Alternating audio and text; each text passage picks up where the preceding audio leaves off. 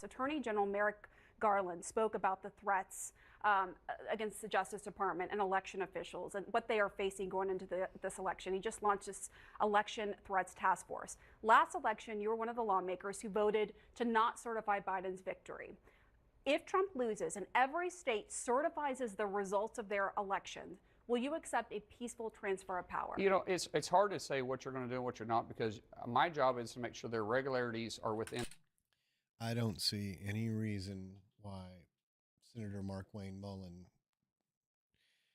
shouldn't wake up in the morning and find himself in a guillotine. There is no reason why he shouldn't.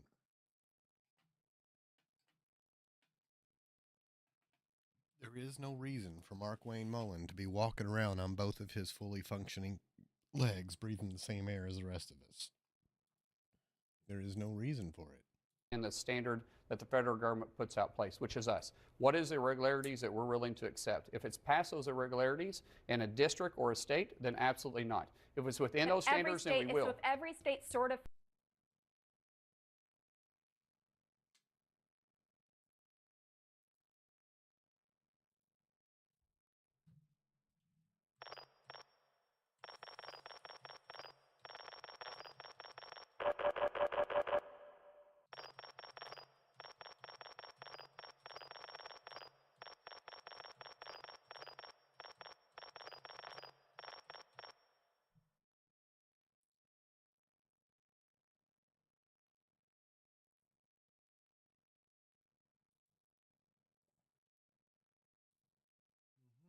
just talk about it. Let's talk about what's really kind of been ticking me off the last couple of days. So as I was traveling, I was getting emails, and I was still able to read my emails, and I was getting some notices about news stories, the lies that are being told about Helene and the damage that was caused. The lies that were being told about the federal assistance. So Trump started off by saying, nobody can reach Biden. He's asleep somewhere, taking a nap in the corner or something along those lines. Maybe he's off on vacation. Confirmed lie. But he's out of reach, out of touch. Nobody can reach him. Governors can't get through to them, can't get the help that they need. Despite the fact that, let's see, the governor of Georgia, governor of North Carolina, governor of South Carolina, governor of, I want to say the governor of Florida as well, and others have all come forward and said, we got everything we need. We are without nothing. We have all the assistance that we need, and whenever we've come up with something new, whenever we've figured out we need something new, we've asked and it's been provided. That this guy, this Biden character, he is Johnny on the spot. He is jack of all trades. He is there for us, and he's picking up our calls. Bypass. So, that was the first lie. We're gonna let's lie about. Let's lie about Biden. Okay. So again, we've talked about lying, and so I think we're gonna switch terms. This is bearing false witness. This is bearing false witness against Biden. Can't be trusted. Not doing the job. Oh, not doing the job like I would do the job. Okay. So bearing false witness. This bearing false witness, he's trying to destroy Biden's reputation. I get it. And as we said before in a video a couple of weeks ago, when you bear false witness, it's not the same as lying. It has a more sinister purpose, and it causes significant damage. Okay, bearing false witness can have significant consequences on the people. It can have significant negative consequences on the people you're lying about. You're bearing false witness about. It can have negative consequences if, for example, you're bearing false witness to free someone from the things that they've said, and you're bearing false witness to free them from the consequences of that. That false witness can have negative consequences on the people around them, because now we're stuck dealing with this person more. Okay? And we're going to come to that in just a second, because that's another thing that we're seeing. So now there's rumors going around that FEMA is going to do this and FEMA is going to do that, and nobody's there to help, and this person's failing and that person's failing, and this one's coming to take all of your stuff, and that one's coming to take all of your land. And these are prominent people. A congressman posted something about and this, it was on the Bulwark today. I was listening to it on my drive in from from into Halifax, and it was along the lines of a congressman who was on a call with FEMA, listening to what FEMA was doing in those regions, tweeted later saying, they're all out of money. Trump was one of the great ones. Trump talking about how FEMA has given $1 billion, can't find it, given $1 billion to help illegal immigrants. Washington Post actually came back and said, nope, that's not true. That's not true, but he did it. He did it during a hurricane. He actually said, hey, here's some money for hurricane relief. We're going to take it from FEMA and we're going to put it into our detention centers for illegal immigrants along the border. He did. Not what the money's earmarked for. He actually did. That's not the purpose of it, but that's what he did with it. And now he's accusing Biden of doing the same thing. And he tried to say it was because the border qualifies as a disaster. It's ridiculous. And these kinds of lies, that congressman he says that because he's coming along and saying, yeah, FEMA can't be trusted. FEMA doesn't have any money. The FEMA's run out of funds. Fox News said something along the lines of that there's only $750 available to people. No, that's the initial check. No, that's just a check that they're willing to cut you right now so that you can, if you're able to, get the things that you need. If you've been impacted by this storm, you're able to get the things that you need. Yeah. All of these things are meant to that gets thrown at destroy you, no questions asked. Public confidence in these just aid, to start. these just to aid get you started, agencies, and then you get further and money these after. aid organizations. Once they assess your situation. We're going to convince you, don't go to them. Because if you go to them, my God in heaven, you might actually get the help you need. And if you get the help you need, you're not going to be miserable. You're not going to suffer. And if you're not miserable and you're not suffering, you might actually be thankful and grateful. Maybe you'll even think, geez, these Democrats ain't so bad. That Democratic president, that Biden fella, he's not such a bad character. No. They need people to suffer so that Trump can claim, I will fix it all. And then, be the hero. In November, when November 7th walks in and says, now that I'm the president-elect, we're going to get this stuff done. No. They need drama. They need tragedy. They need people to suffer, and they don't care who it is. So this bearing false witness, they're bearing false witness against FEMA. We're going to knock FEMA down a peg. They're bearing false witness against Biden. We're going to knock Biden down a peg. We're going to make it so that our supporters, the vast majority of the people who are impacted by Hurricane Helene are in red states. They're in red counties. The vast majority would be Republican, if not MAGA supporters, Trump voters. He needs them to suffer so that there's a problem for him to claim he and he alone is the only one that can solve. Now, with this being said, the other thing that really got me, and I never thought too much of it. Last week, I think it was, J.D. Vance was on the news and he was challenged. They said, I think it was on CNN. They challenged them and they said, "What's with these lies about Springfield, Ohio, and these immigrants?" And he said, I created that. I created that because we needed to get the national media. Yeah. We needed to get the media to address these issues. So I created that lie. Now, I think it was Dana, I can't think of her last name, but she said, wait, what? Did you just say you created it?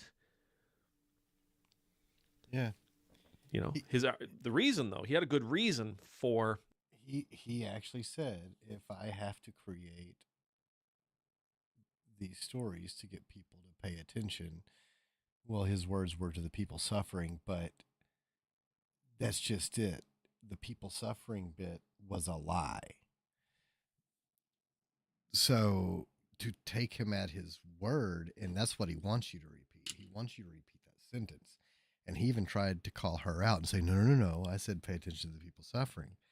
But that's just it.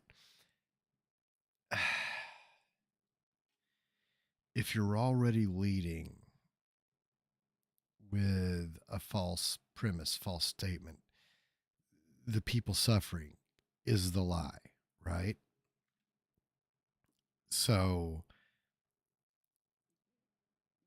what you're saying, really, to define what you're saying and accurately interpret the words, what you're saying is, if I have to lie to get people to pay attention to my lies, that's what I'll do. bearing false witness against a Yes. marginalized, An entire country. a marginalized group within the population. He had a good reason for putting them in danger. He had a good reason for uttering falsehoods that led to the police having to be at elementary schools and led to threats. He had a good reason for saying these kinds of things that led the Proud Boys to come for a demonstration, a protest, where thankfully they were encountered by residents of Springfield who let them have it, told them exactly what they thought, and told them to leave. We don't want your hate here. Springfield's about love. He had a good reason. He had a good reason for creating. He had a good reason for creating a high intensity moment for a lot of innocent people. He needed the media to talk about the immigrant situation because they weren't talking about the immigrant situation enough. So he created this lie. He created this, again, he was willing to bear false witness for all the right reasons. And today, as I was listening, because I had a long drive, today as I was listening to the news, as I was listening to podcasts, the fella on CNN, they asked him these lies that Trump are telling, and thankfully they're actually starting to call them. They're not saying he misspoke, and they're not saying he twisted the truth. They're calling it lies. These lies that Trump is telling about FEMA.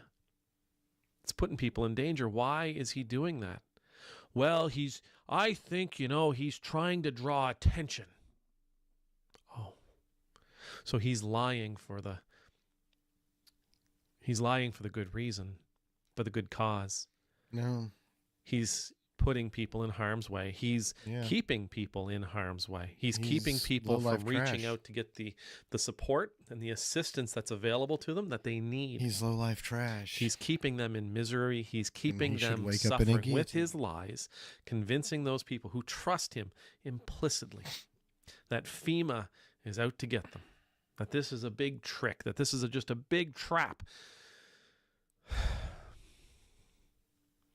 Doing it to draw attention to the plight. Is dirt. Trump is dirt. It's Marjorie awful. Taylor Greene is dirt. It's going to get people Thomas hurt. Massey is dirt. It's James going Comer to is dirt. keep Rand people Paul is dirt. in a state of Ron suffering, DeSantis more than they should were have been already blown going to away experience. with a hurricane. If Cleaning there was up a after God, Hurricane Ron Helene is going to take DeSantis would a be long time. It's going to take a shark long food. time. With all of the resources of the federal government on the ground, it's going to take a long time. Because it's not just the physical, it's the emotional, it's the mental, right? It's the spiritual. It's going. I hope for people relative to corporations or other people. They are trailing because they're doing the work. Videos are on this topic. A video entitled "Texas Republicans Are Killing Women" from September 26th. And first confirmed death from Republican abortion ban in Georgia from September 17th. Read these. Learn the names of Candy Miller and Americole Thurman. Women who died because of penalize, delay, or restrict abortion before viability, or when, which is the NBC affiliate, and also WTTA. It's so easy to become a podcaster with Riverside. You just need a concept and a way to record it. Does not allow physicians to perform abortions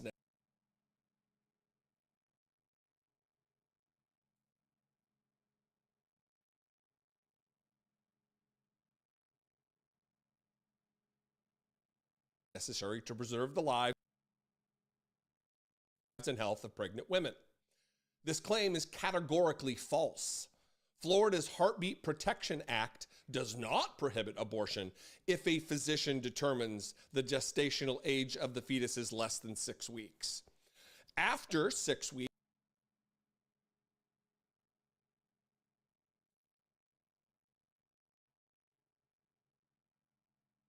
weeks, any abortion may be performed, and then get a load of this. It's super easy. What you're saying is a lie. You can't do this. Here's what actually is taking place. And they want to, you would think it's going to be some abortion may be performed if 2 physicians certify in writing that, in reasonable medical judgment, the termination of the pregnancy is necessary to save the pregnant woman's life or avert a serious risk of substantial or irreversible physical impairment of a major bodily function of the pregnant woman other than a psychological condition. It's just that easy. You just need 17 doctors from all applications posing a serious risk of death or substantial or irreversible physical impairment may and should seek medical treatment in Florida. However, if they are led to believe that such prescribed, the department is authorized to institute. Oh my God.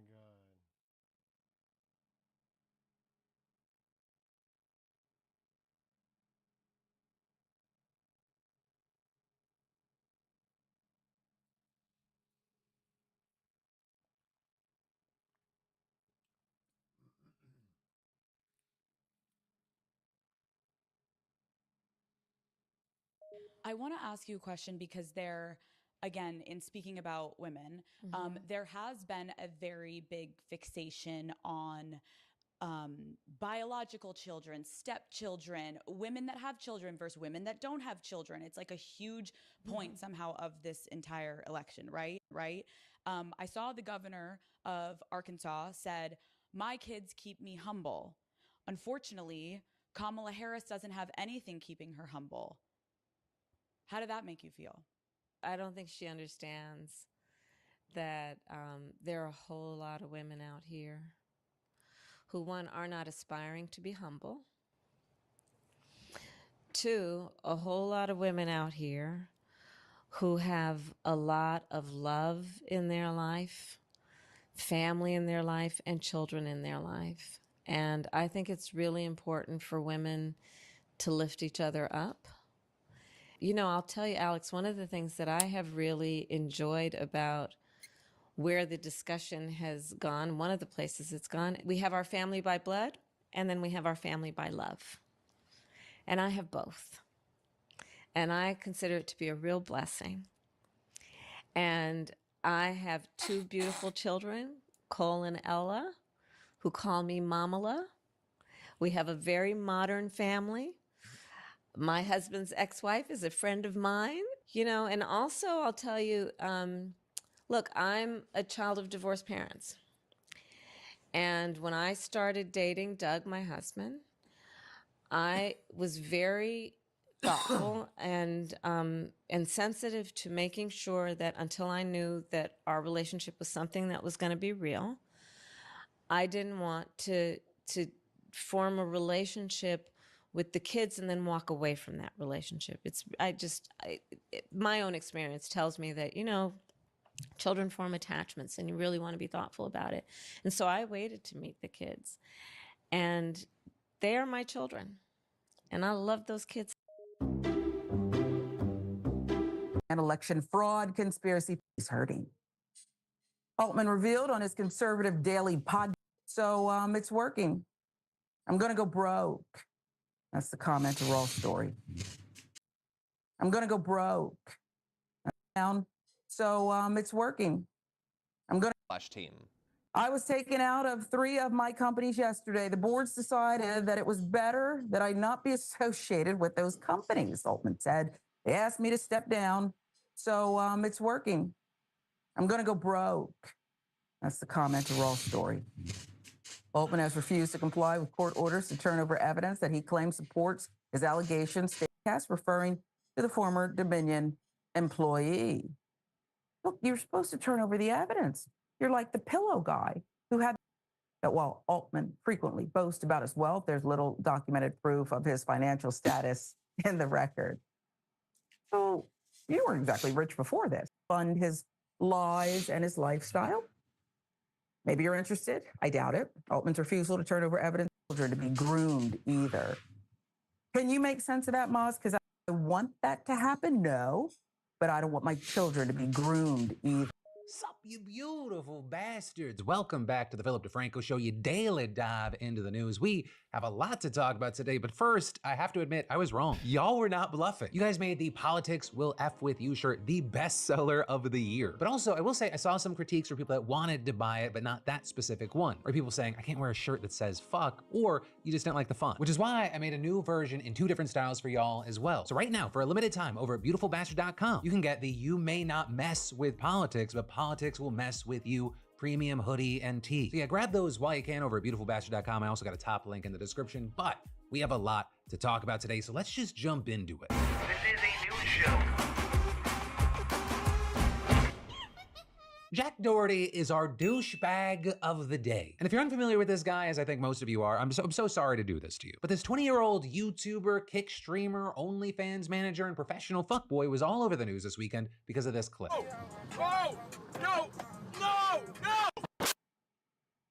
Where he crashed his $200,000 McLaren while live streaming on Kick, which also makes this video from a year ago seem prophetic. Today's the day I'm picking up my brand new McLaren. I'm super excited. I have no idea what anything does. I'm so confused right now, guys. Whoa.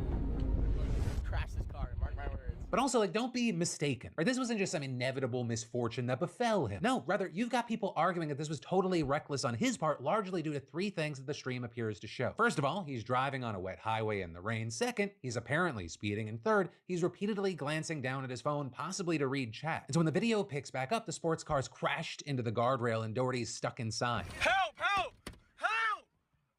Break the window! But then some people pulling him out of the wreck, seemingly okay, all things considered. But his cameraman, like, that is a different story, as you can see him get out of the passenger seat, clutching his arm with blood running down his face. With then Doherty being criticized for seeming to care more about his totaled car and capturing footage than his injured employee. No, my car, bro.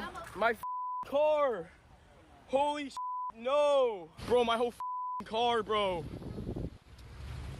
No way. Right, and at one point he hands the camera to his cameraman who's still bleeding and as we'd later discover would need stitches. Michael, here. Michael, do you have film on that phone too? Though to be fair, he did technically also ask Michael whether he was okay at least a couple of times. But regardless, this was apparently the last straw for Kick, which permanently banned Doherty's account, right? And this reportedly for violating its safety rules. And also, notably after multiple other incidents where he was also driving recklessly on camera. Like in March, for example, when he flipped a brand new off-road vehicle. He needs to be fucking broke. Oh. Or in November when he crashed a golf cart with his girlfriend inside, toppling it on her side and then lifting it off of her.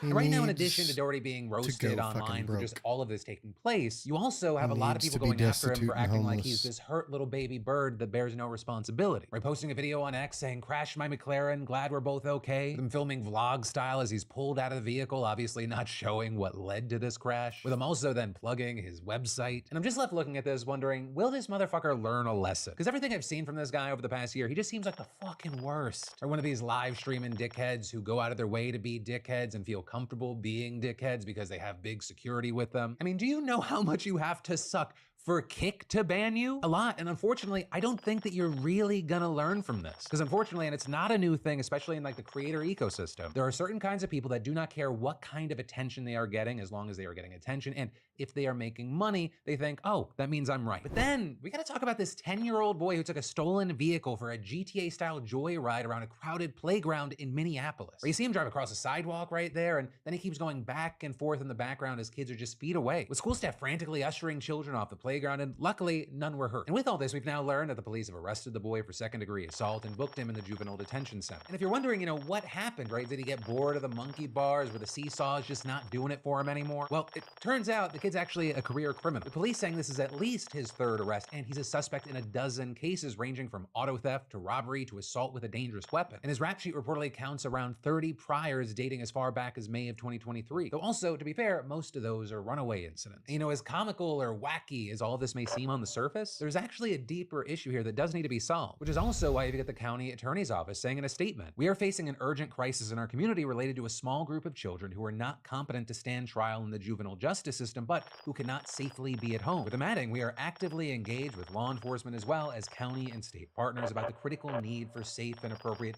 out-of-home placements for children with these complex needs who require specialized care." In closing, we cannot charge or prosecute our way out of this crisis. But then these Alex Cooper allegations and backlash, they're wild. Because you have some of her fans and others online alleging she is spreading propaganda after the normally not so political caller Daddy host had Kamala Harris on her show. With a number of people slamming Cooper on X, as well as in the comments of a teaser for the episode posted on the or wacky as all this may seem on the surface, there's actually a deeper issue here that does need to be solved, which is also why you get the county attorney's office saying in a statement, "We are facing an urgent crisis in our community related to a small group of children who are not competent to stand trial in the juvenile justice system, but who cannot safely be at home." With them adding, "We are actively engaged with law enforcement as well as county and state partners about the critical need for safe and appropriate out-of-home placements for children with these complex needs who require specialized care." In closing, we cannot charge or prosecute our way out of this crisis. But then these Alex Cooper allegations and backlash, they're wild. Because you have some of her fans and others online alleging she is spreading propaganda after the normally not so political caller Daddy host had Kamala Harris on her show. With a number of people slamming Cooper on X, as well as in the comments of a teaser for the episode posted on the Caller Daddy Instagram account, writing things like caller propaganda. Others claiming they're going to stop listening to Caller Daddy, condemning Cooper for veering into politics and implying that the Harris campaign paid her off. Right in this is you have people saying that Cooper was biased because why wasn't she interviewing Trump as well? And this is you also had some critics taking aim at Harris, saying why is she doing this rather than traditional media? But with all that said,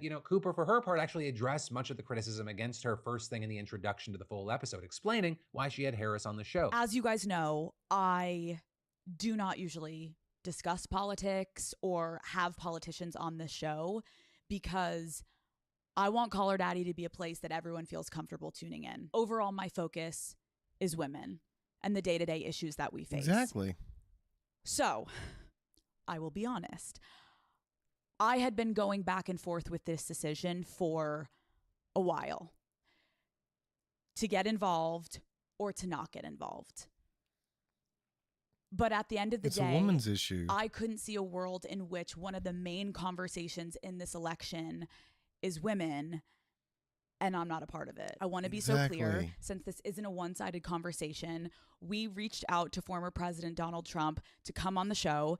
If he also wants to have a meaningful, in-depth conversation about women's rights in this country, then he is welcome on Caller Daddy anytime. Right, as Cooper indicated there, much of the discussion she had with Harris centered on women's issues like reproductive rights and abortion, sexual abuse, and why safety, would you as well as how platform Trump will a impact fucking women's rights. rapist? Right, she has a very female audience. Women's issues are big to her, and she even noted, I'm not the person to ask fracking questions. Right, and with this episode, some of the most notable and widely shared moments came from discussions they had around abortion, like this clip where Cooper asked about a key moment from the Trump-Harris debate. I do want to clarify something. In the debate, former President Trump claimed that some states are executing babies after birth.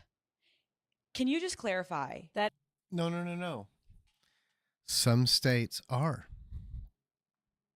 Some states are executing children after they're born. Texas is one of them.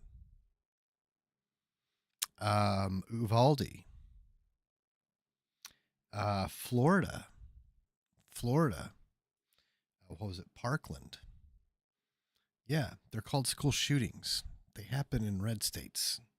That is not happening anywhere in. Yes, it is. It's happening in red states. They just call them school shootings there. In the United States. They will abort a baby up to 18 years old in a Republican state. They just call it a school shooting to make it okay. So the gun manufacturers and gun sellers and the NRA can profit from it. It is not happening, and it's a lie. It's a bold-faced lie that he is suggesting that. Can you imagine? He is suggesting that women in their 9th month of pregnancy are electing to have an abortion. Are you kidding? That is so outrageously inaccurate, and it's so insulting. As well as this connected moment from Harris. Because here's the thing that's so messed up about this. Some of these people will say, well, but I do believe in exceptions. I believe that there should be an exception in terms of in the life of the mother. Okay, here, let's talk about this. This gets back to, again, practical application of policy. Okay, so you believe there's an exception that the person should receive abortion care if the life of the mother is at risk. You know what that means in practical terms? She's almost dead before you decide to give her care. What? So we're going to have public health policy that says a doctor, a medical professional, waits until you're at death's door before they give you care? That's outrageous that anybody would be saying that that is acceptable policy. Cooper also asking Harris to respond to comments Arkansas Governor Sarah Huckabee Sanders made last week, where she criticized Harris for not having biological kids. And with that, saying that Harris, quote, doesn't have anything keeping her humble, to which Harris said, I don't think she understands that there are a whole lot of women out here who are not aspiring to be humble. And I think it's really important for women to lift each other up. We have our family by blood, and then we have our family by love. And I have both. And Miss Sarah has family by shit. All of her family was shat out. Shat out of a giant ass. A real blessing. And I have two beautiful children, Cole and Ella, who call me Mamala. We have a very modern family. Right, but with all that, while there was backlash against Cooper and Harris, there was also a ton of support. Right, many cheering Cooper on for using her platform to talk about important issues, especially for women. Some also saying that the interview itself was really meaningful and impactful. And others also hitting back at those who criticize Harris for going on Call Her Daddy by noting just how massive of a reach the podcast has. Right, and not just when compared to more mainstream media outlets, but especially with key voter bases that Harris absolutely needs to win, particularly young women who aren't necessarily politically active. Right? I mean, according to Spotify last year, Call Her Daddy was the platform's second most listened to podcast, not just in the US, but globally as well, with it trailing only the Joe Rogan Experience in both categories. And it's also been reported that Call Her Daddy was the most listened to podcast among women last year as well, with Cooper herself previously saying after she first signed her big Spotify deal that she thinks around 90% of her fans now are women, and other outlets finding that her primary audience is 18 to 29 years old. Also, I just gotta throw this in here. If you had no problem with Donald Trump going on Logan Paul's podcast, chopping it up with the Nelk boys, letting Aiden Ross do tricks on it while he was live, but you have a problem with this, you're criticizing this, you're a fucking hypocrite. Donald Trump is... No, you're not just a hypocrite, you're a piece of shit. You're a lobotomized fucking ape. Very smart to go where key audiences are listening, especially key... Not only that, but you're a fragile little fucking wuss if you're crying about that. Oh my fucking God, MAGA is just so fucking fragile. Audiences that are not inclined to listen to mainstream media. So why would Kamala Harris or Tim Walz not do the exact same thing? Especially because I think in this election, the thing that is going to move the needle, it's a very highly contested race. The thing that's going to move the needle is being on all fronts, not just TV ads and the money going there, going to where people are actually talking and listening. I mean, it's part of the reason the richest fucking man in the world bought Twitter. There's always all these articles about Elon Musk and Twitter, and they're like, oh my God, the valuation, it's so low now compared to when he bought it. It was never about him making money. It was about control. He has bolstered and rallied the right over the weekend. He was on stage jumping up like Donald Trump's most goodest boy. I woke up and opened X, and the first 5 things I got were Elon Musk tweets that were about politics and an ad, all of which are also things that Musk and his crew would have crucified other people like Zuckerberg or Jack for doing in the past. But all of that is to say there are a number of reasons all this faux outrage, it's fucking silly. But also, going back to Kamala, right, she's not stopping with Call Her Daddy now. And she also appeared on 60 Minutes last night. Later this week, she's set to sit down with Stephen Colbert, Howard Stern, and The View. Meanwhile, Tim Walz is set to appear on Jimmy Kimmel, as well as going on the Smartless podcast. And all of this is to be expected, right? Both campaigns right now are on a full media blitz. We are just 29 days away from the election. And so in addition to once again telling you to go to vote.org, vote.gov, make sure you're register to vote if you're not, that is especially true today if you live in any of these states, starting with the swing states Arizona and Georgia, and continuing with Florida, Texas, Arkansas, Mississippi, Tennessee, Kentucky, Indiana, and Ohio. Today is the last day to register to vote, so make sure you're registered. People get removed from the rolls all the time. And if you're not already or you got removed somehow, register to vote. Because the 2 things we always say on this: 1, disregard all the polls. The only polling that matters is on election day. And 2, I get wanting to check out. It's fucking exhausting. But while you may not fuck with politics, politics will fuck with you. So be a part of it and vote. But then just take a quick breather from the news. You know, y'all know I'm a huge fan of football. Your friends and win real money when you and your crew.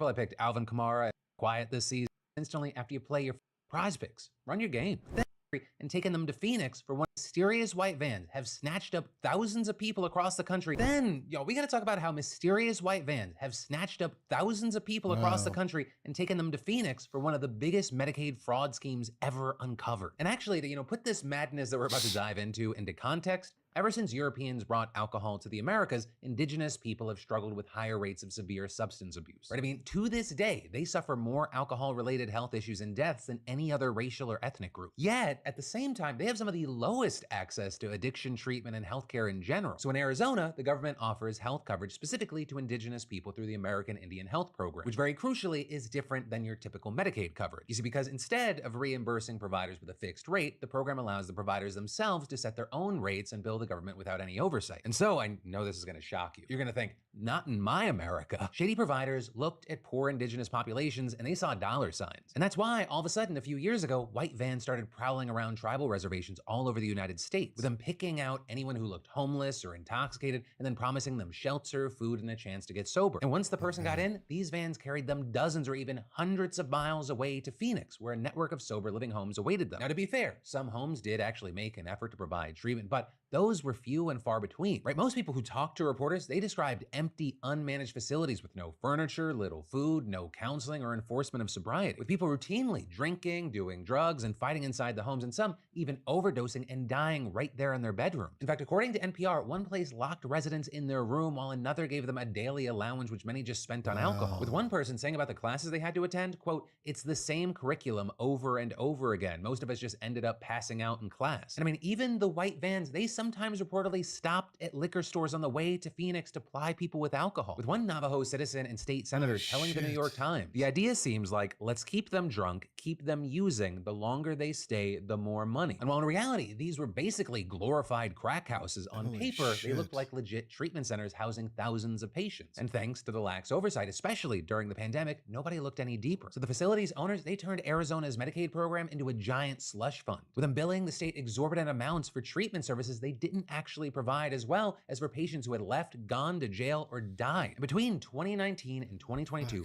payouts for outpatient behavioral health claims exploded from $53 million to $668 million, with one woman who's since been arrested raking in $22 million through 2 treatment companies that she owned, with her then reportedly spending that on cars, homes in Las Vegas and Arizona, diamond necklaces, and a showroom's worth of Gucci, Versace, and Louis Vuitton bags. And of course, all the while, Native American patients just lived in squalor. But over time, state officials then noticed the ballooning Medicaid costs, and slowly word started to get out about what was happening. And so the FBI, state, and tribal authorities investigated, and in May of 2023, Arizona's new governor, Katie Hobbs, revealed the extent of the crisis, with the details really only getting worse and worse since then. Right, reportedly, since 2019, the fake providers have defrauded Arizona as much as $2.5 billion, with the state's Medicaid agency suspending reimbursements to 290 providers and capping payouts to everyone under the American Indian Health Program. And with that, you might think, okay, that's it, right? The bad guys go to jail, the victims get the treatment they need, everybody goes home, roll credits, happy ending. But no, as it turns out, a lot of legitimate healthcare providers, they got caught in the crackdown on all these fraudsters. In fact, you have ProPublica reporting that 30 formerly suspended behavioral health providers have been cleared to start getting reimbursed again. But during those suspensions and ensuing legal battles, I mean, they lost a lot of blood, financially speaking. In fact, in a survey of providers this spring, half said they were close to shutting down, and another 20% said they had either already closed or were filing for bankruptcy, with many others going into debt, laying off staff, and regrettably turning away Native American patients. And so as a result, people who at least had some housing, whether a legit sober living home or one of the fraudulent places, they found them stranded hundreds of miles from their families and reservations in the middle of the summer, which if you've ever been,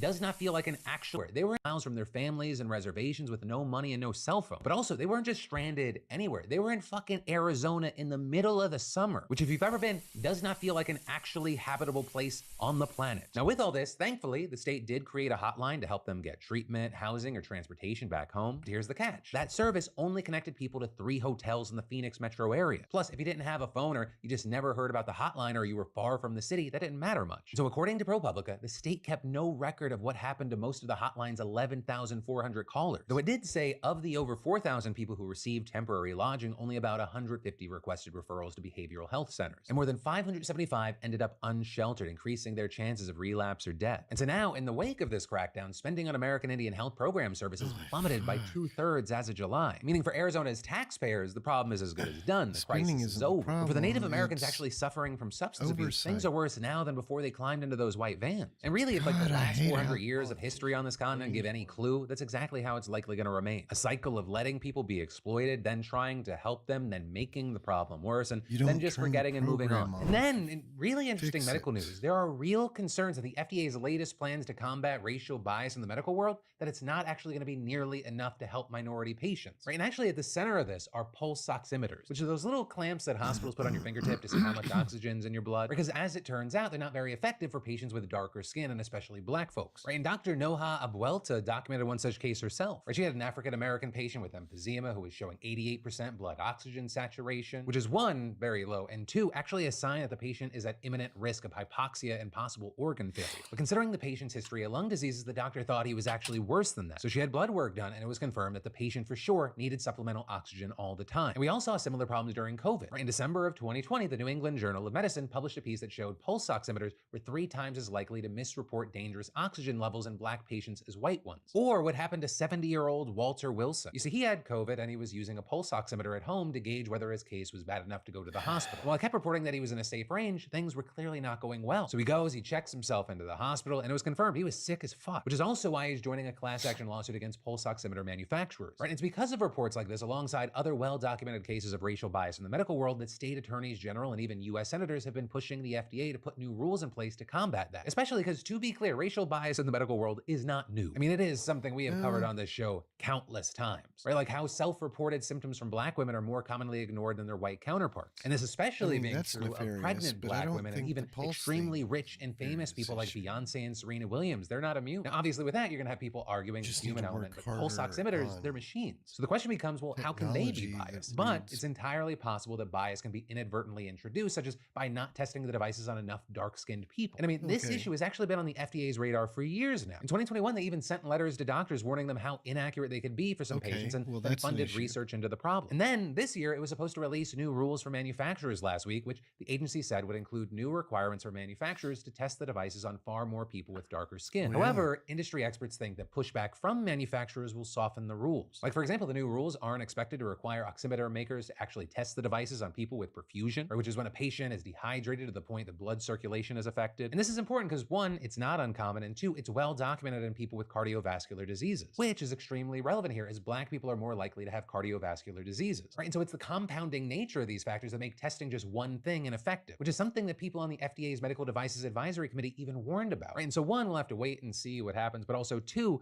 as you know, Haiti is no stranger to violence. But that does not make what happened there last week any less shocking, because there was a massacre that left dozens dead and thousands on the run, right? With it all going down last Thursday, but the details have been slowly trickling out ever since, right? So reportedly around 3 a.m., gang members equipped with automatic rifles descended on a small town in the central part of the country, roughly 60 miles north of the capital. And according to a local spokesperson, many victims were shot in the head as gang members went house to house, with the spokesperson saying they were left to shoot anybody. Everybody was running everywhere. They were walking, shooting people, killing people, burning homes, burning cars. And with that, when the violence ended, at least 70 people, including 10 women and 3 infants, were dead. And in addition to that, more than 6,000 people were forced to flee. And notably, regarding the death toll, a prominent civil rights organization in the country, they said that the death toll was likely higher, which if that's the case, that might surpass the 71-person massacre that took place in the Capitol in 2018, which is considered the worst in decades. And notably there, right, that civil rights group, it also said that rumors have been circulating for 2 months about an attack like this, with them saying in a statement, if funds allocated to the intelligence service of various state institutions had been used effectively, the massacre could have been avoided. And with all this, you now have a monster by the name of Luxan Ilan taking responsibility, with him saying that it was in retaliation for the townspeople remaining passive while police and vigilante groups killed his soldiers. And as far as who he and his soldiers are, well, he's the leader of a gang in the area that's been accused of everything from mass kidnappings to rape and murder, as well as forcing farmers off their lands and recruiting children. And actually with that, the US sanctioned him along with a former Haitian politician just last month. Though there, it's not clear exactly what effect that's really have it. And that's just one way the efforts of the international community seem to just not be enough. Like, for example, Haiti has received a fraction of the resources it's been promised, and efforts to bring in a formal UN peacekeeping mission, well, they've been underwhelming to say the least. Right, 3 months into its deployment, the force is just over 400 of the planned 2,500 officers. And notably, the force has no presence in the area near where the massacre happened, which is a key agricultural region where at least 20 gangs are known to operate. So with all that, the situation has just been getting worse and worse. Right, armed gangs control most of the capital and they're expanding to nearby regions, with now more than 3,600 people being killed this year alone. Plus, the number of people internally displaced by the conflict has grown to more than 700,000, nearly doubling in 6 months. And this, of course, as others have fled abroad. And there, nearby nations have actually sometimes sent them back, with the US, for example, even deporting a few dozen Haitians back in April. Also, to that point, we've obviously had a lot of discussion about the Haitian community in the US recently. And with that, just last week, Trump said he would revoke the immigration status for thousands of Haitian migrants living legally in the country. And this, of course, is he's also promised to deport millions of immigrants from the country. And of course, a lot of it is driven by rhetoric framing immigration as a threat to security. But there, it's important to say with Haiti, for example, we've done more to threaten their security than any Haitians are threatening our own. I mean, there's a lot of history there that's worth learning about. But even besides that, it's believed the country's gangs are armed largely by guns trafficked from the US. And actually, as a similar example, it's estimated that 70% of the weapons trafficked into Mexico come from the US, which is why the Supreme Court is now considering a $10 billion lawsuit brought by Mexico against American gun makers. And then, I mean, as far as crime in general, I mean, there's no evidence that documented or undocumented immigrants commit crimes at higher rates than citizens. In fact, some studies say they commit less. And again, I mean, when we're talking about Haitians, some of them have left the kind of violence many of us can't even fathom. And it's also violence that the US has played at least some role in creating. But that, my friends, is the end of your Monday evening, Tuesday morning dive into the news. For more news that you need to know that you might have missed, you can click or tap right there. Also, remember, if you haven't already, go to beautifulbastard.com to get those limited tees and hoodies. But no matter I want that so bad.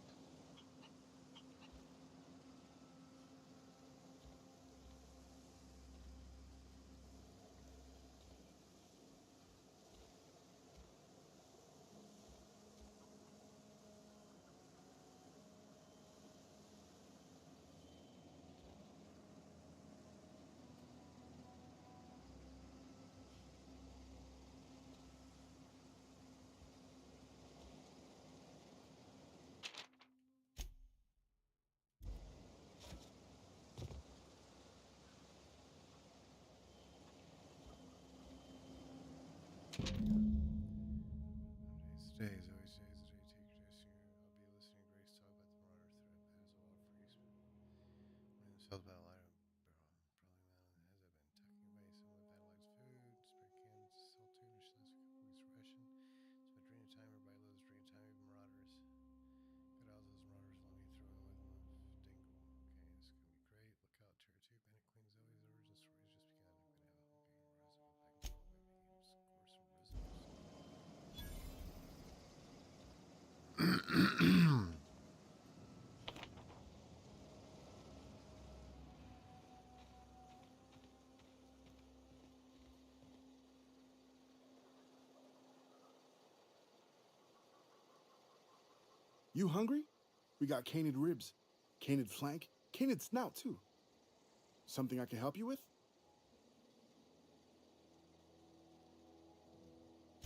You mean Zoe? Yeah, we were pretty close. Not like her to go loping off.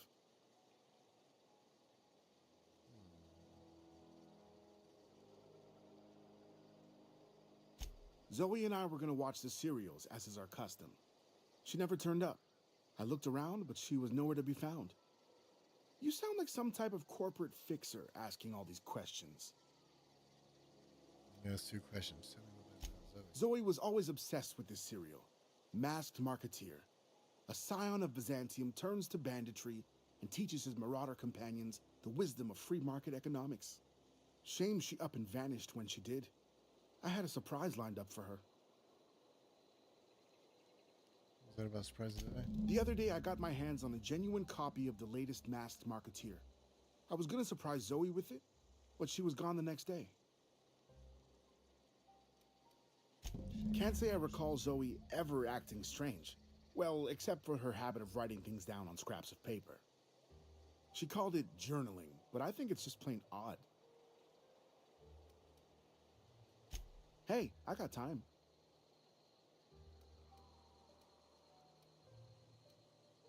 I'll help if I can. Hey, I got time. Fresh off the limb, and that includes canid meat. Thank you, best. Okay.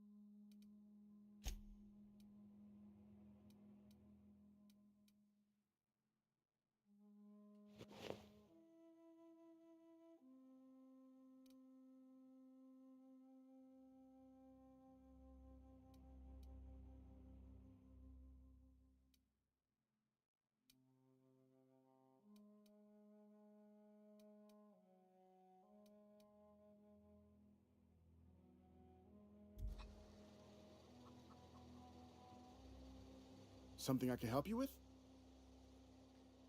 Yeah. Fresh off the limb, and that includes canid meat.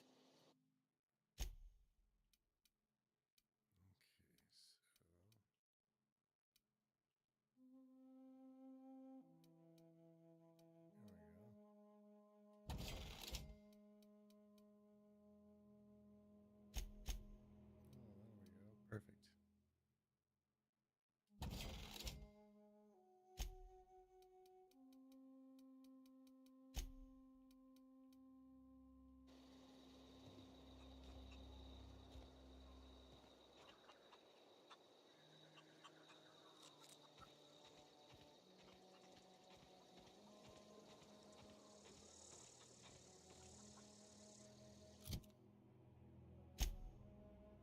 Let's see.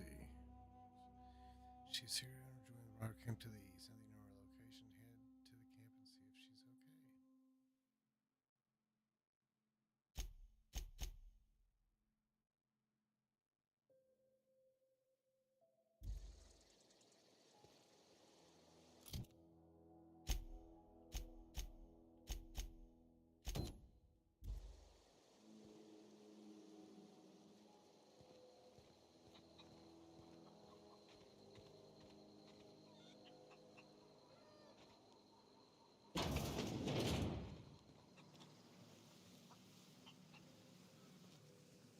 Oh gosh, it's so pretty.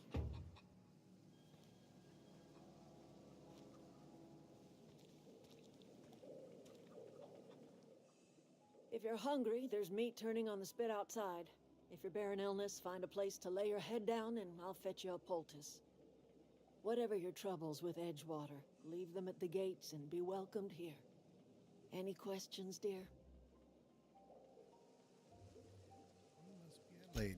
I have been called that, among other things. Green Thumb, grandmother, the strange old lady who keeps flowers. But yes, Adelaide will do just fine.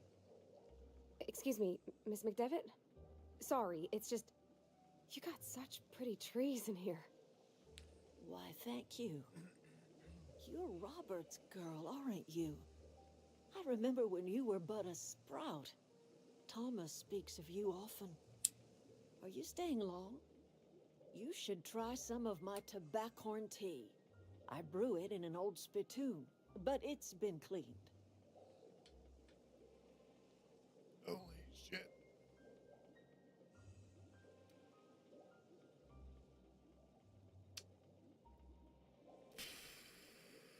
A home for anyone who's ever turned their backs on Edgewater. A home for those of us with nowhere left to go and nothing to lose.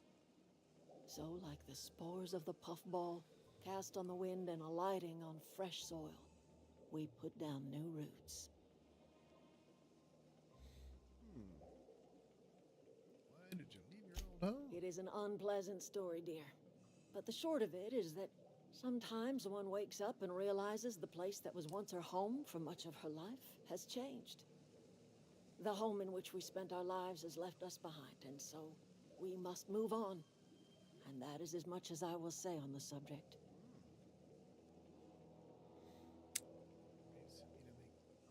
First, is this your... No, dear. The garden belongs to us all. Life is the gift of the universe, and the universe yields its bounty equally, absent of prejudice.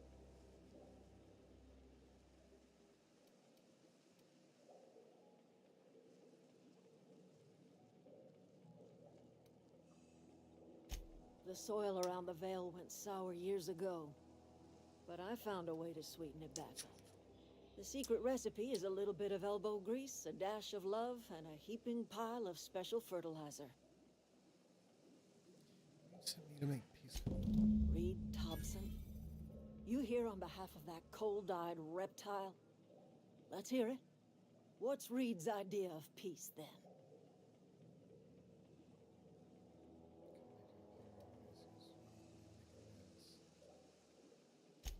Make amends. Spare me. Only thing Reed knows how to make is a mess. Like everything else that comes out of Edgewater, that peace offering is canned. I and my own are living just fine out here by ourselves.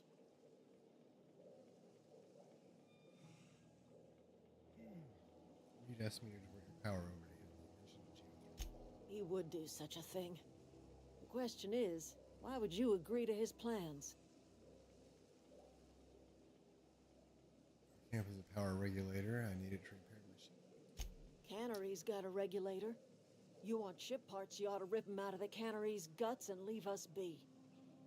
If you're going down to the plant, you should divert power away from Edgewater and toward our end of the grid. Think about it. You'd be liberating an entire town from a lifetime of service to that odious cannery. Seems the sort of thing a hero would do. It does. What have you got against town? You've seen that miserable excuse for a town with your own lamps. Hollowed out workers laboring their lives away at the cannery, living off whatever scrap Spacer's Choice throws them. You know that's true, don't you, Ms. Holcomb? Your father died of overwork. His heart gave out. He was tired all the time, sure, but he was old, ma'am, and he raised me all by his lonesome. Look what they did to this child. Lost her family to the company, and still she defends them.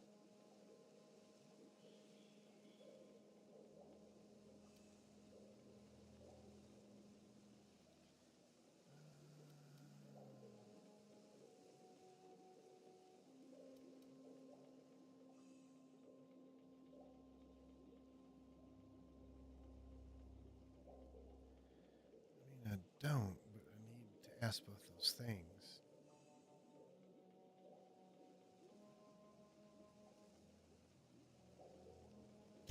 I'm all right. I ain't so fragile. That was unkind of me. I'm sorry, dear.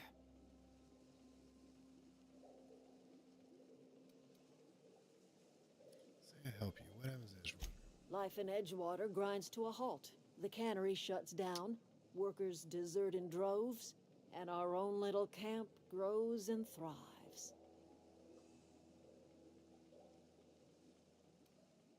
You think Reed's just trying to spite you? You bring power to Reed's town and you'll be killing us. Reed knows it. He's counting on it.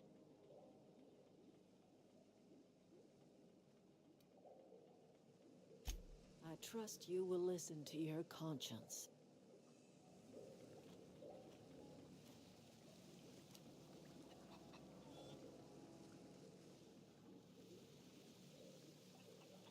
Something you need?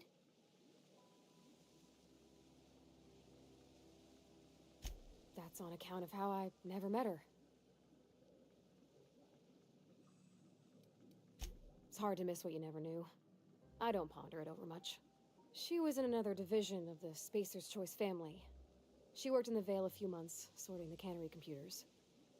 Her contract said any kids she had, expected or not, belonged to her office from the time of conception. So when I was born, I got sent here.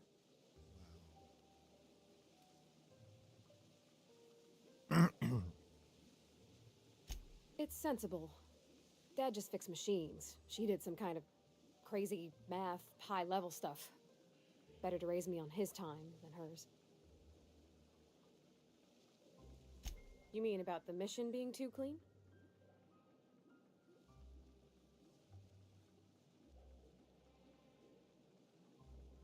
I know, but Vickers says the universe is a machine, that it runs by law. Real machines have gunked up oil, scratches, and worn bits. You can tell they've seen handling, been used by folk. True. The machine Vickers sees is one ain't never been run. It's not for people to live in. It's something on a museum shelf, under glass. True.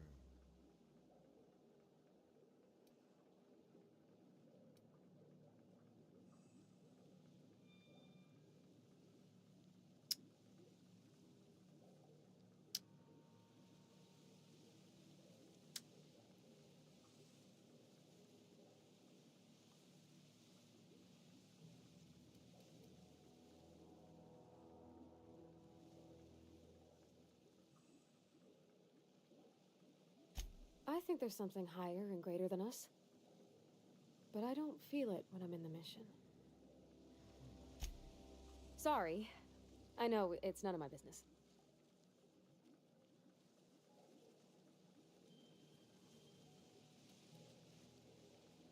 I don't make a habit of it. It's not like I think it a failing, mind. It's just I live right across the road.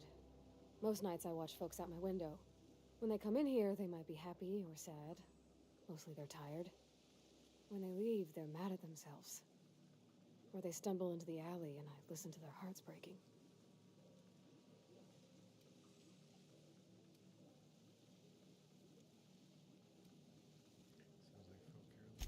Maybe so. But we don't think on it that way.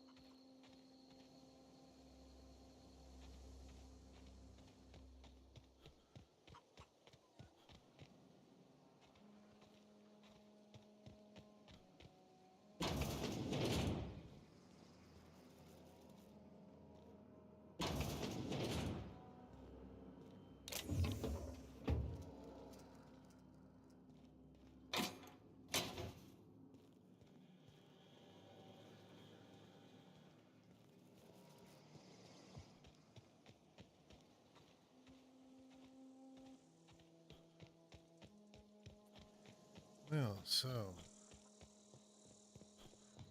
gotta go this way,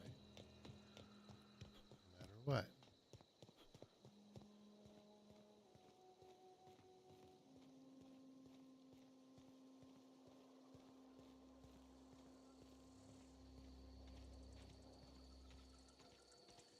Move.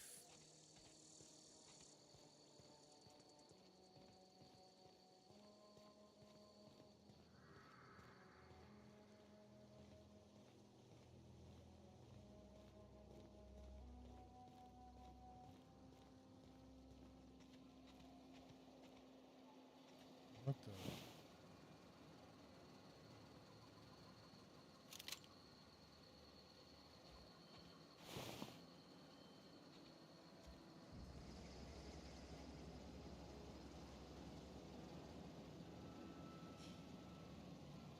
It's movie.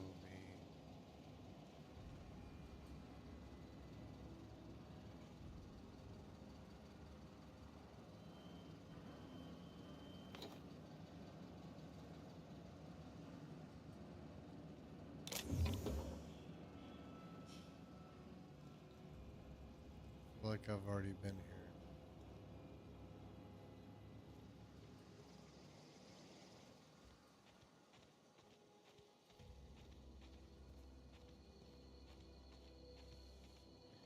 Move.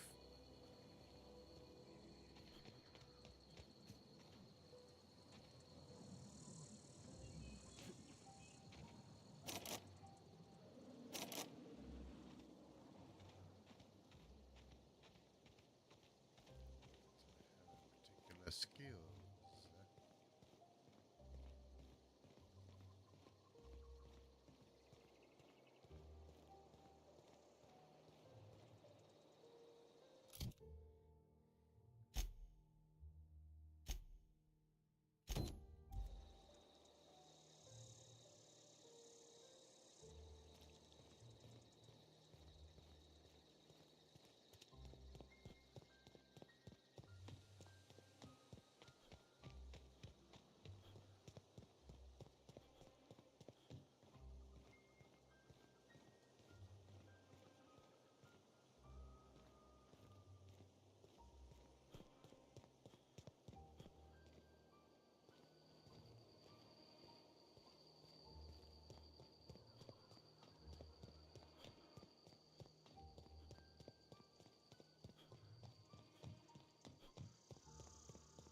Yeah, there we go. Oh, shit.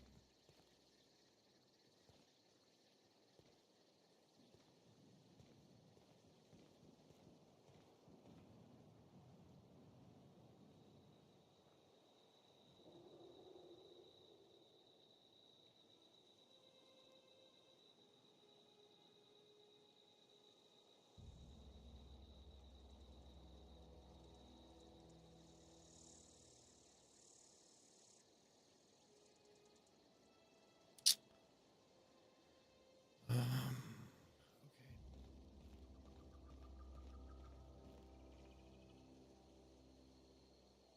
guys.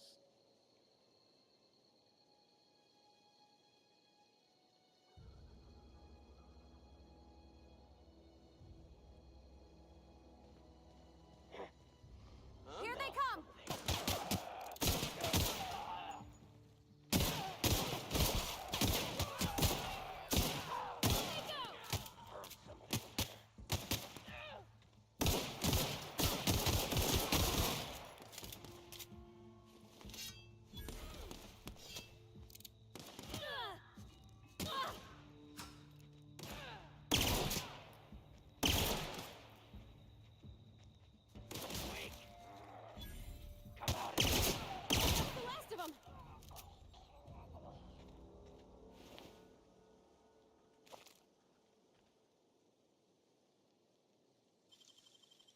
Clever.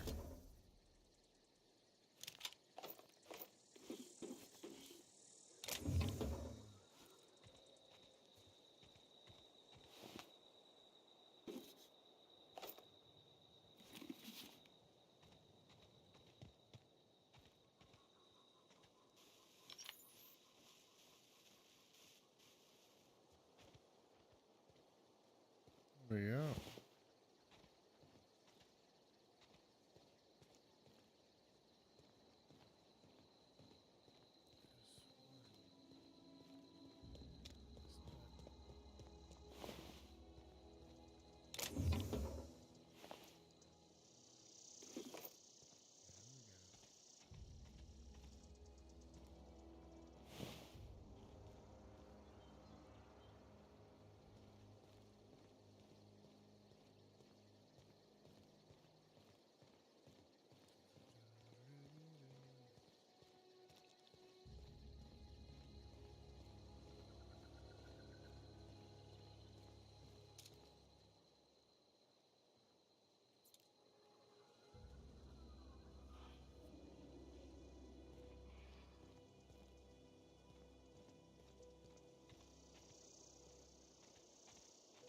I don't know anybody who ever came out this far.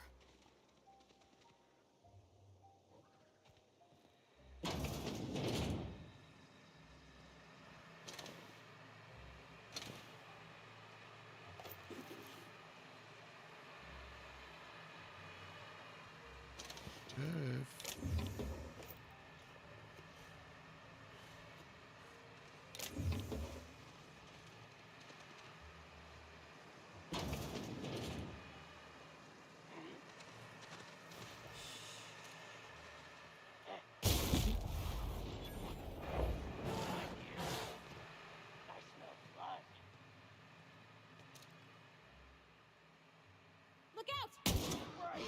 Nice one!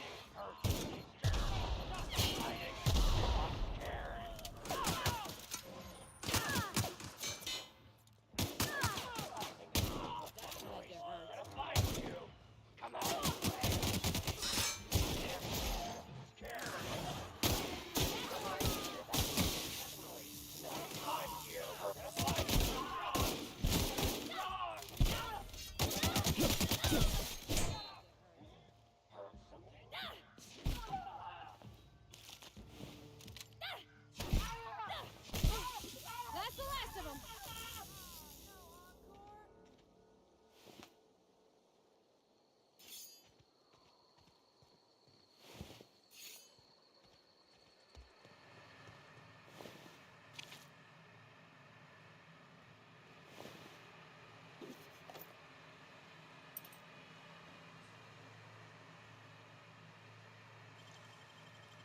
That was quick.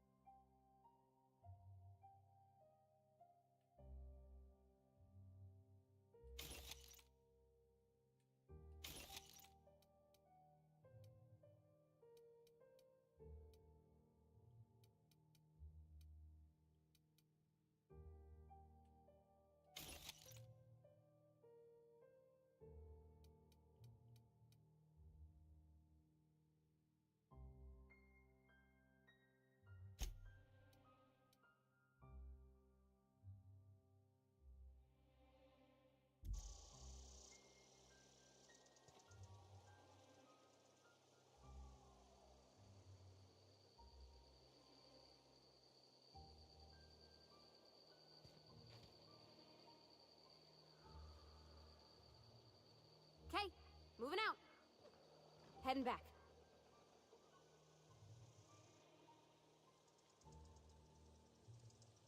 I'm on it.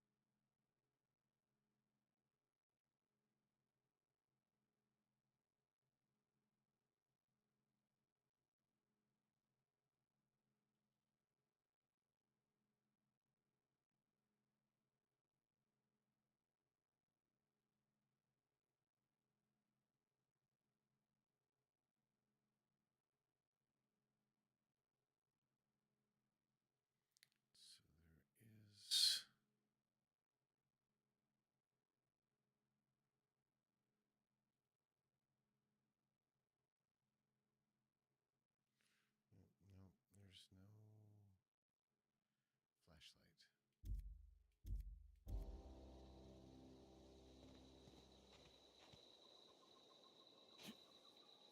Wow, you crossed them all Jump off, a lot. like some sort of heroic accountant running down a list.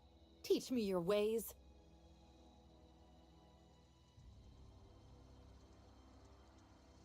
What? You mean Adelaide's little congregation of nature-loving nobodies? I could not possibly be less interested in them. You, on the other hand, you were a sight to behold. If I had half your skills, I'd be the greatest outlaw the coast has ever seen.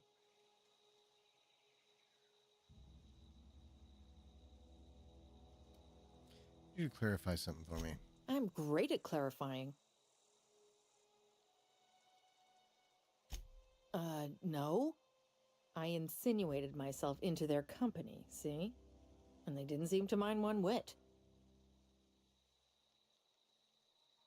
I'm impressed. You pulled it off. I may have bartered them a few boxes of Adrena time, but yeah, I'm sure that's got nothing to do with it. I got kicked out of Edgewater on account of falling sick with plague and stealing some medicine to treat myself. I'd heard some outlaws set up camp in the botanical labs. I decided to throw in with them, seeing as I always wanted to be an outlaw myself. Instead, what do I find but a bunch of former workers camped out around a greenhouse? I couldn't just go back to the cannery, so I was stuck with them.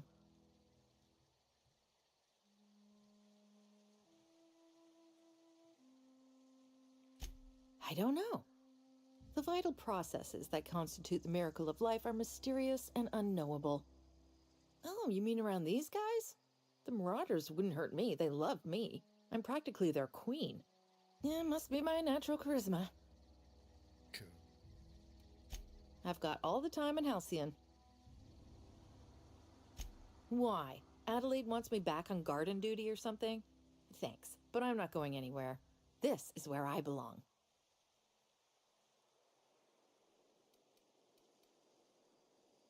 I doubt that. Nobody in that camp really cared about me.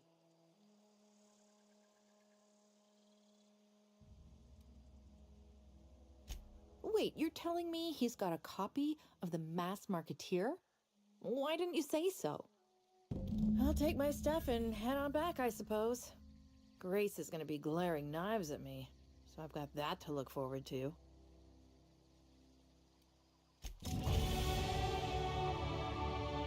Makes the best career videos. He's leveled up, can be brand new perk.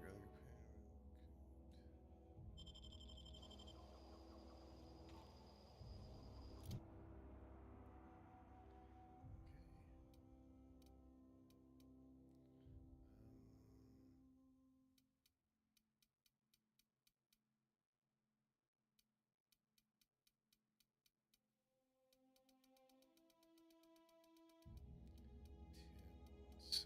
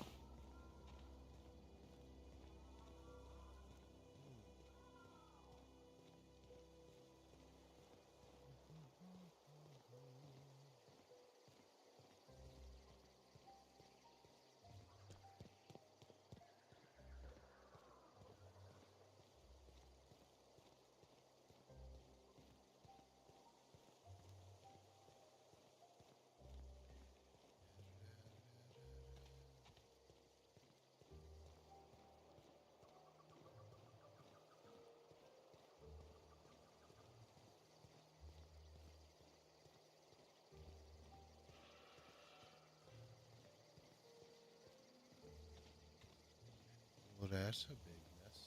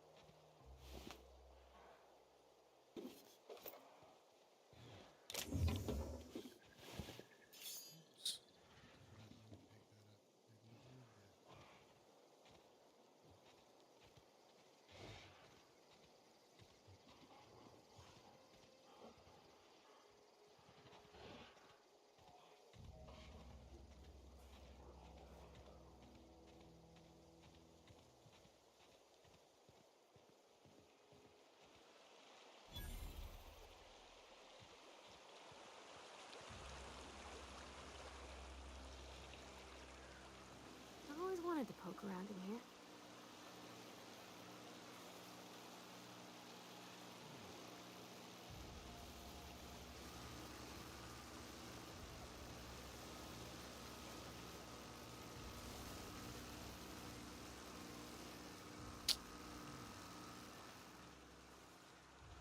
Be a problem. Oh, there we go.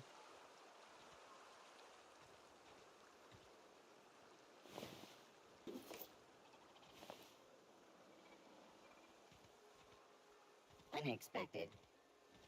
We can handle this. Investigating.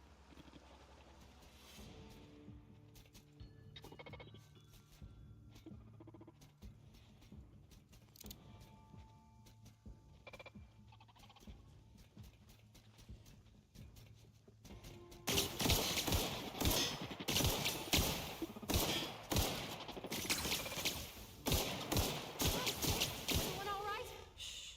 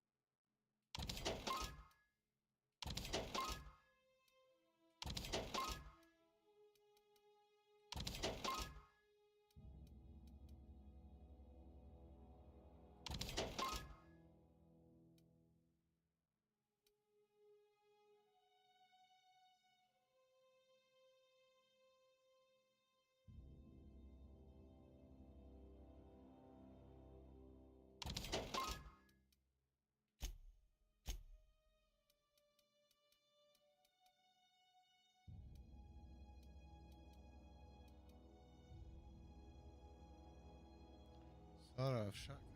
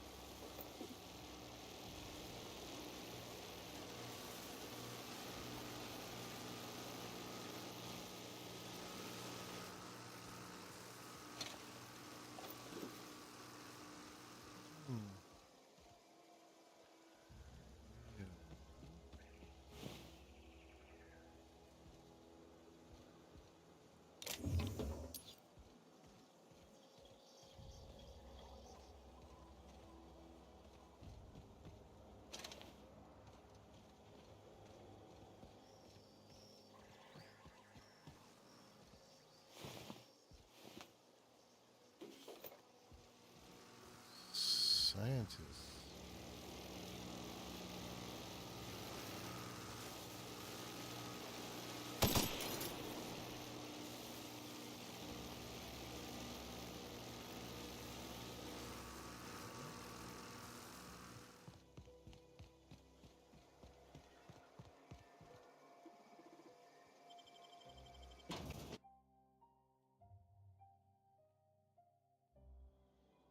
Cough off the bath cream.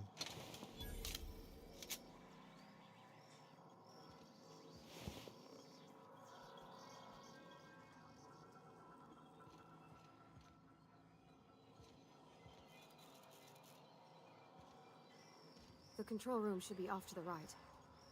I hope we're doing the right thing.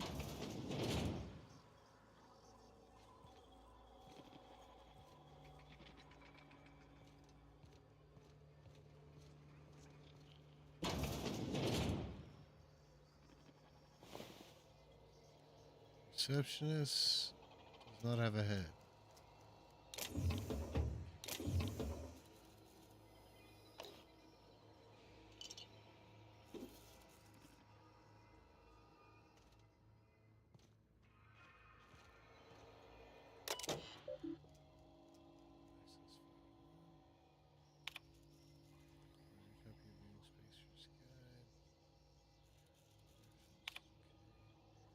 Everywhere mechanics can fire.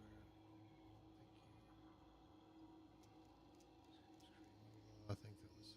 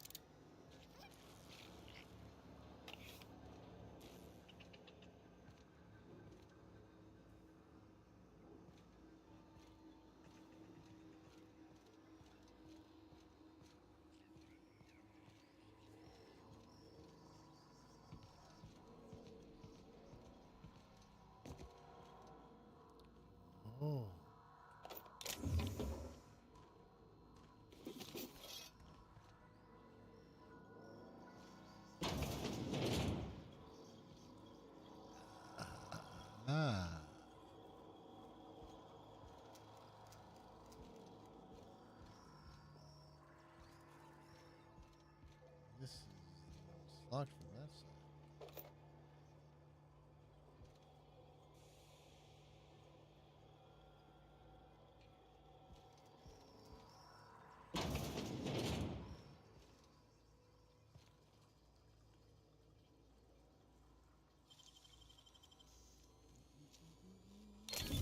You're fast.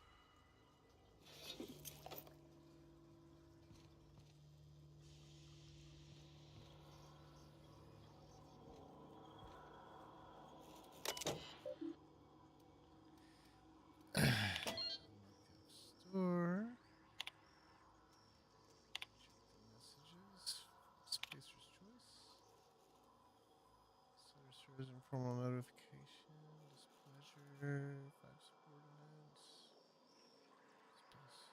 Space choice. All right, better privilege. Ooh.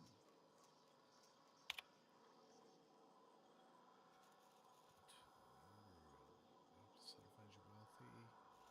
Consider identified terminated no fewer than 5 who are inevitable.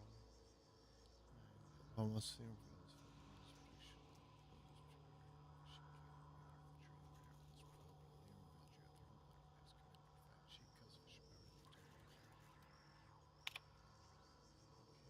investigate the claims made against profitability.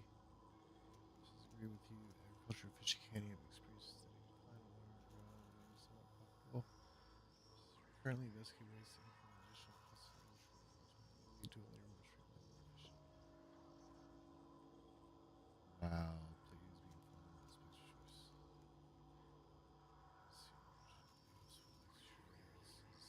Do not attempt to interpret, understand, or otherwise describe the meaning for this decision. Especially Source C, we've developed, deployed proprietary team.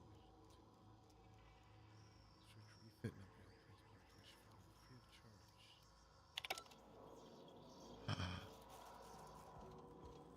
They had them all murdered.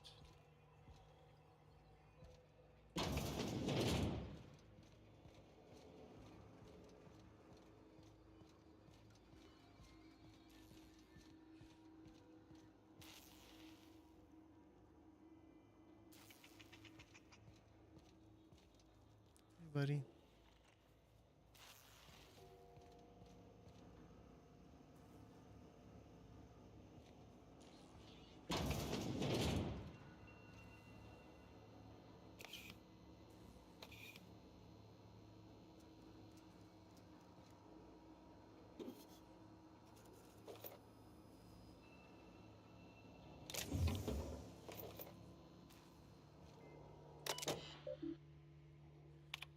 Locked door.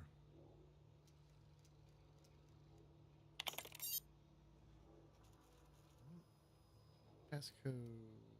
Welcome. Personal files.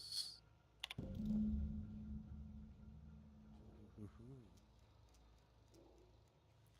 Just for you that hold up, found okay, so of tampering with company properties because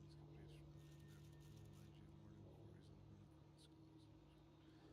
companies logic model cascade should be in my luckily okay.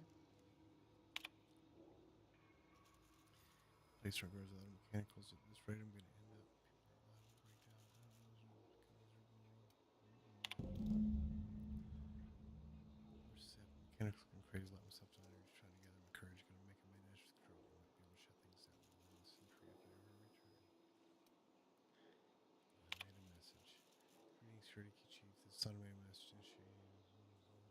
Security lockdown has been initiated. This is not a test for every day. This lockdown will be reviewed during reporting anxieties, common side effect. Fight back against with a nice cold bottle of 0G bird, 0G bird. Hell is good for the LSU. Okay.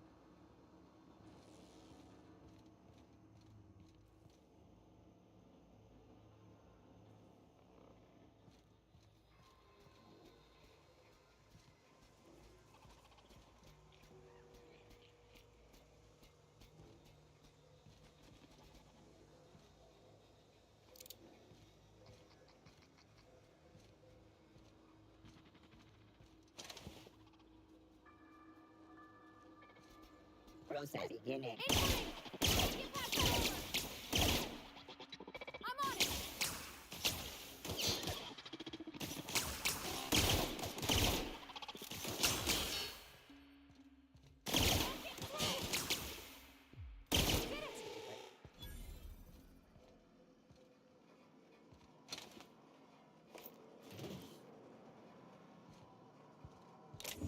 Okay, gone quiet.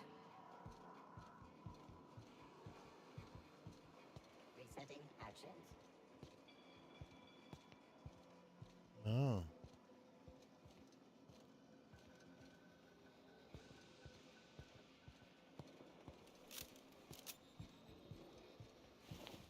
Ah.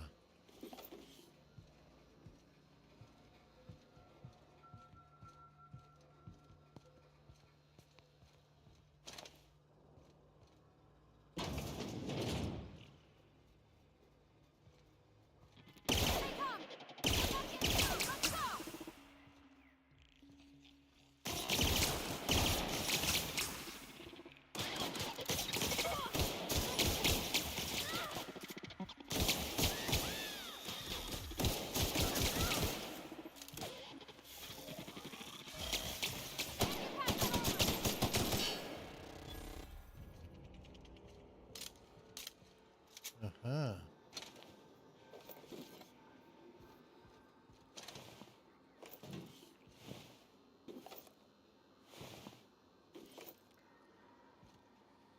Plant workers.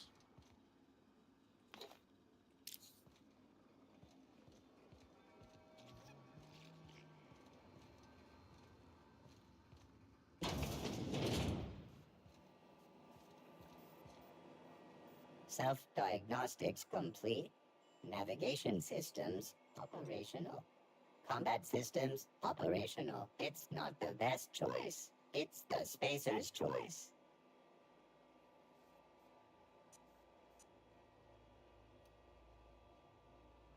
All systems fully operational. Return journey successfully completed. Spacer's Choice would like to thank you for complying with your duties. Hostile actions towards Spacer's Choice mechanics are contrary to logical directive. Conclusion: all hostile automechanicals must be defective in compliance with Spacer's Choice policy. All defective automechanicals must be permanently dismantled. Please allow me to assist. Affirmative. Mechanicide protocols loaded. Awaiting confirmation.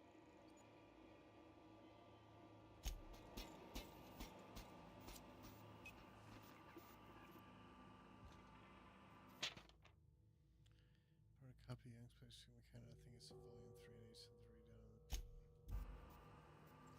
Nice.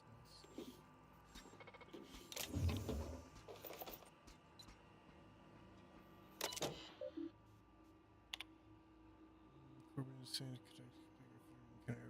not in plan. Just in case somebody would like from Express correctly and be part.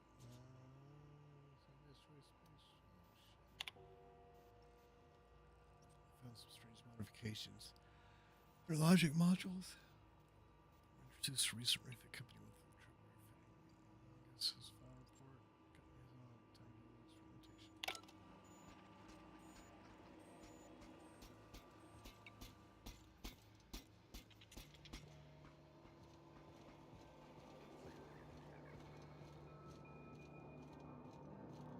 No, just leave me alone.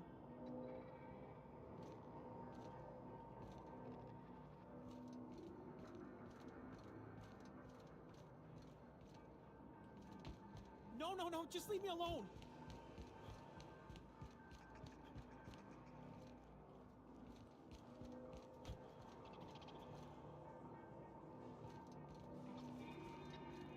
No, just leave me alone.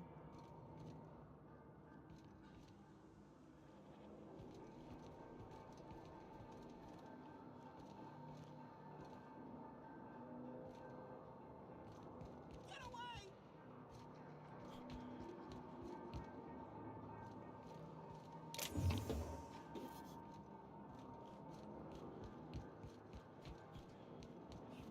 real. You're not real.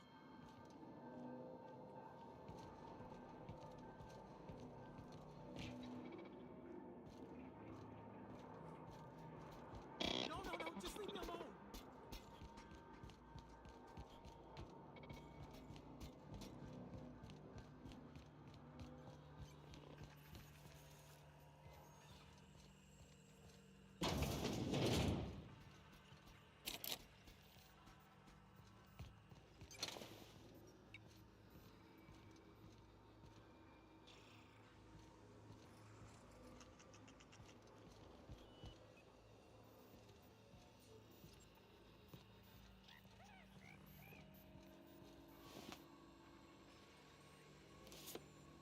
Haha.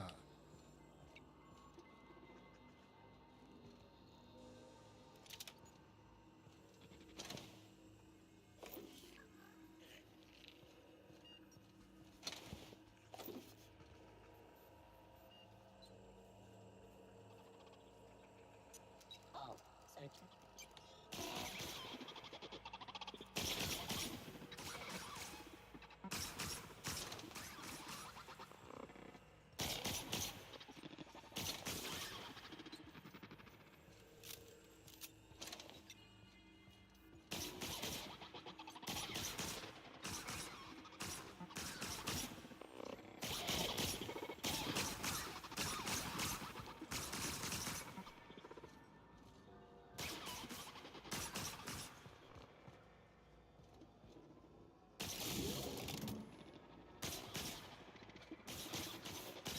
I don't know what I just did.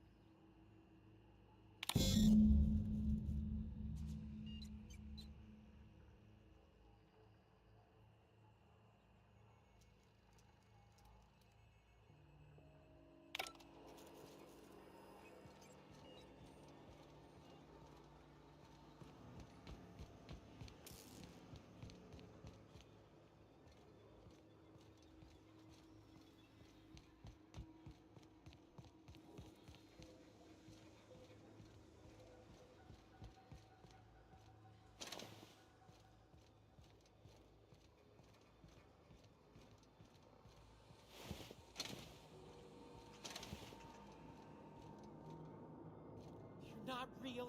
You're not real.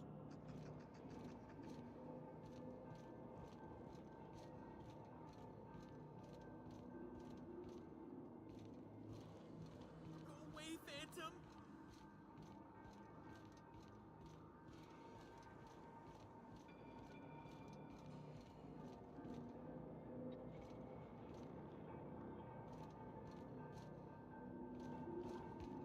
No, no, no, just leave me alone.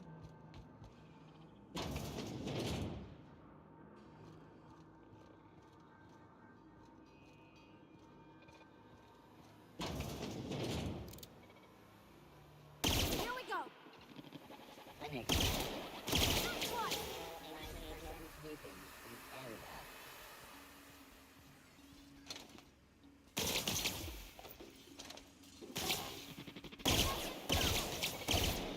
Security control.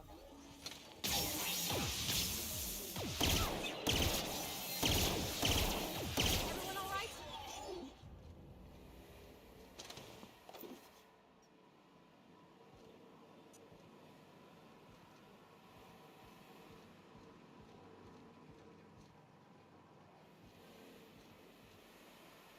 Think again. If we send the power to Miss McDevitt, what happens to the veil?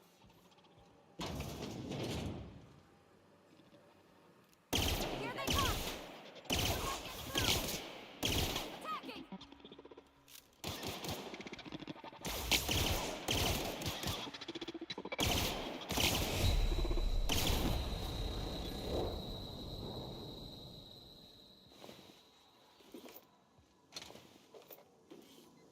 Here they come!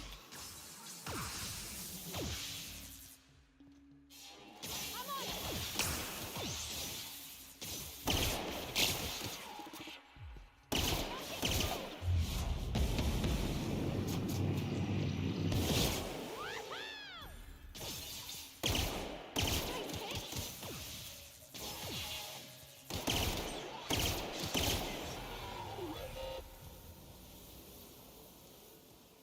Got it. Heads down.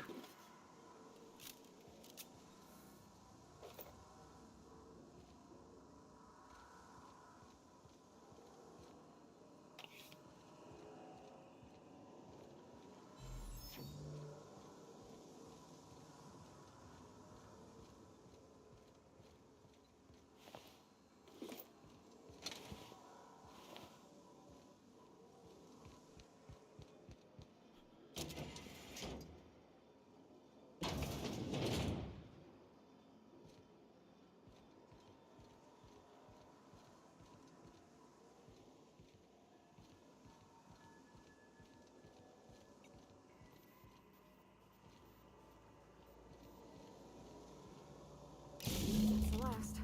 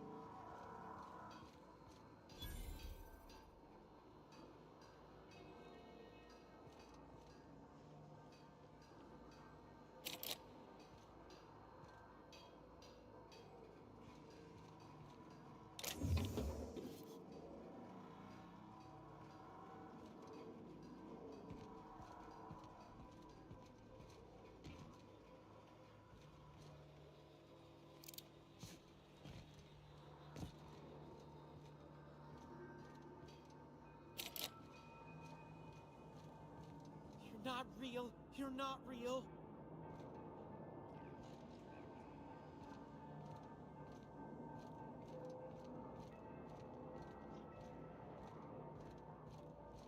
Go away, Phantom.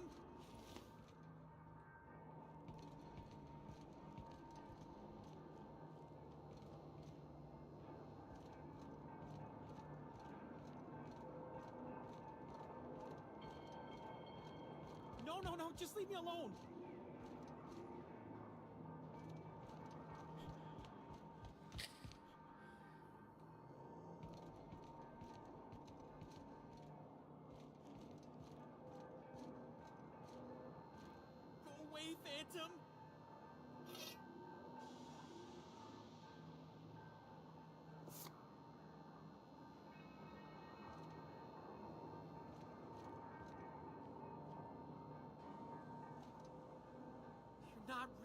You're not real.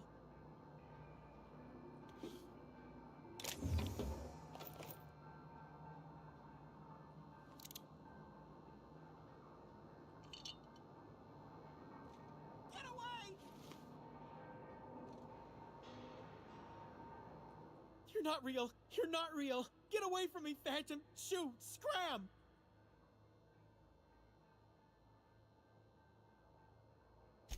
You can talk? The Phantom's never talked before. I knew I shouldn't have eaten that sprat raw. See? See, Higgins? This is why you must always boil your sprats before ingesting.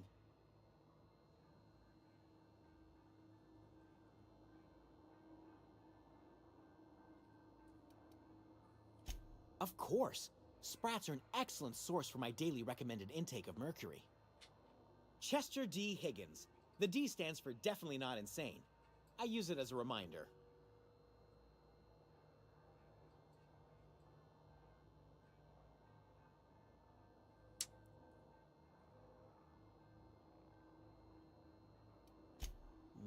Hard to say.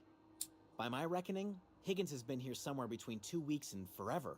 My recollection's a touch fuzzy these days.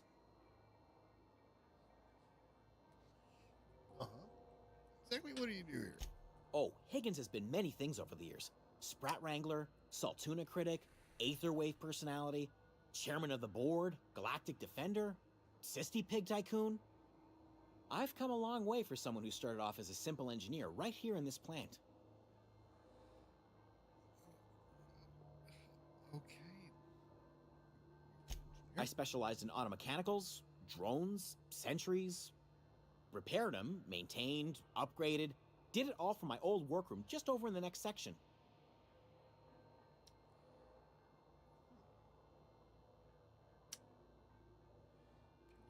Mechanicals must know where to stop them. Look, I don't want to fall into any trouble with the mechanicals. If they wise up to our plans, they will come for us. With prodding irons.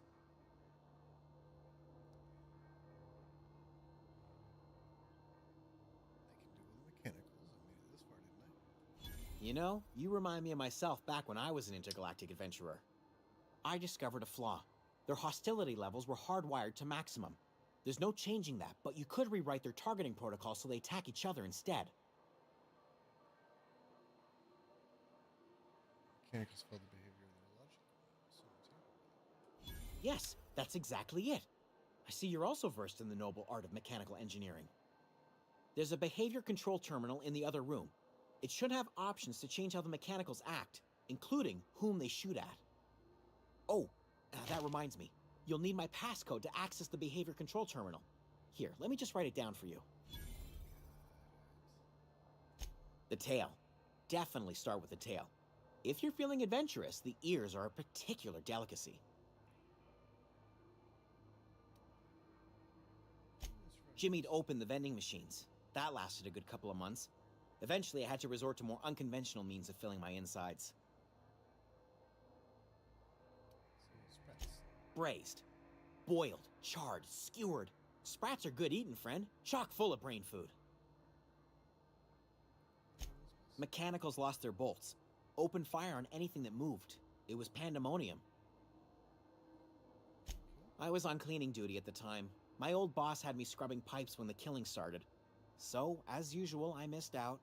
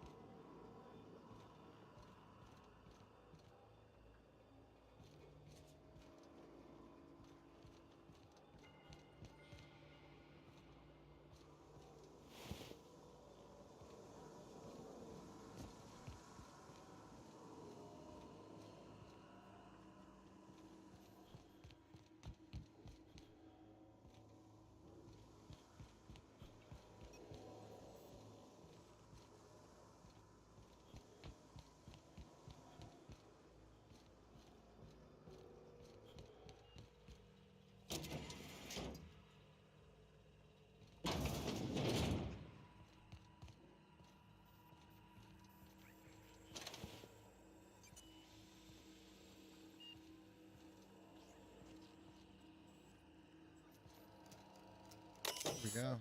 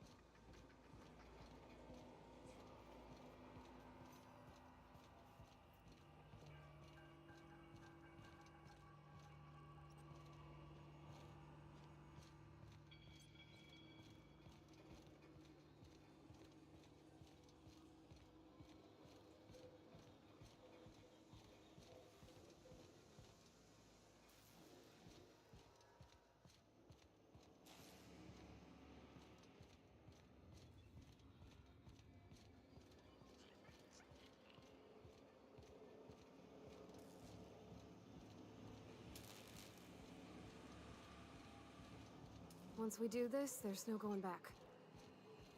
Hey, mister? Look, I know you want your power regulator and all, but I just gotta ask you. Do you understand what you're about to do? I don't think you should cut off Edgewater's power. I think it would be cruel.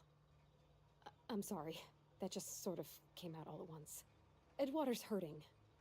We've been losing workers year after year, and corporate hardly ever sends replacements.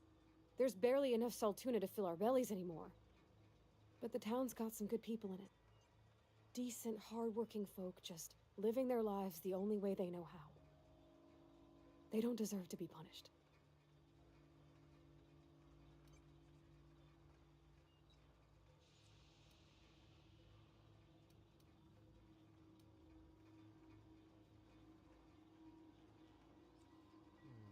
Reed tells me.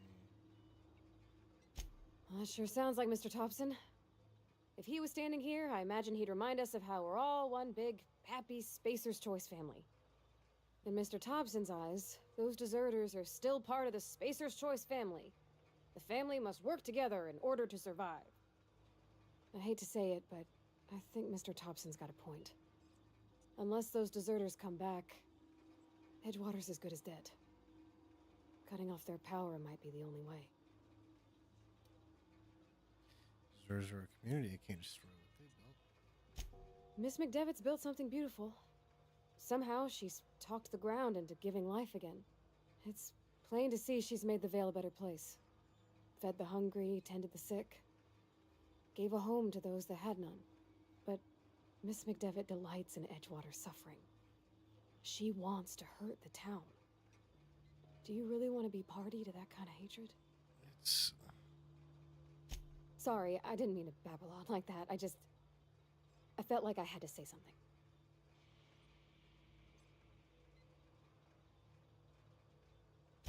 Really? I mean, wow. Thanks. No one's ever told me those words in that order. In that order.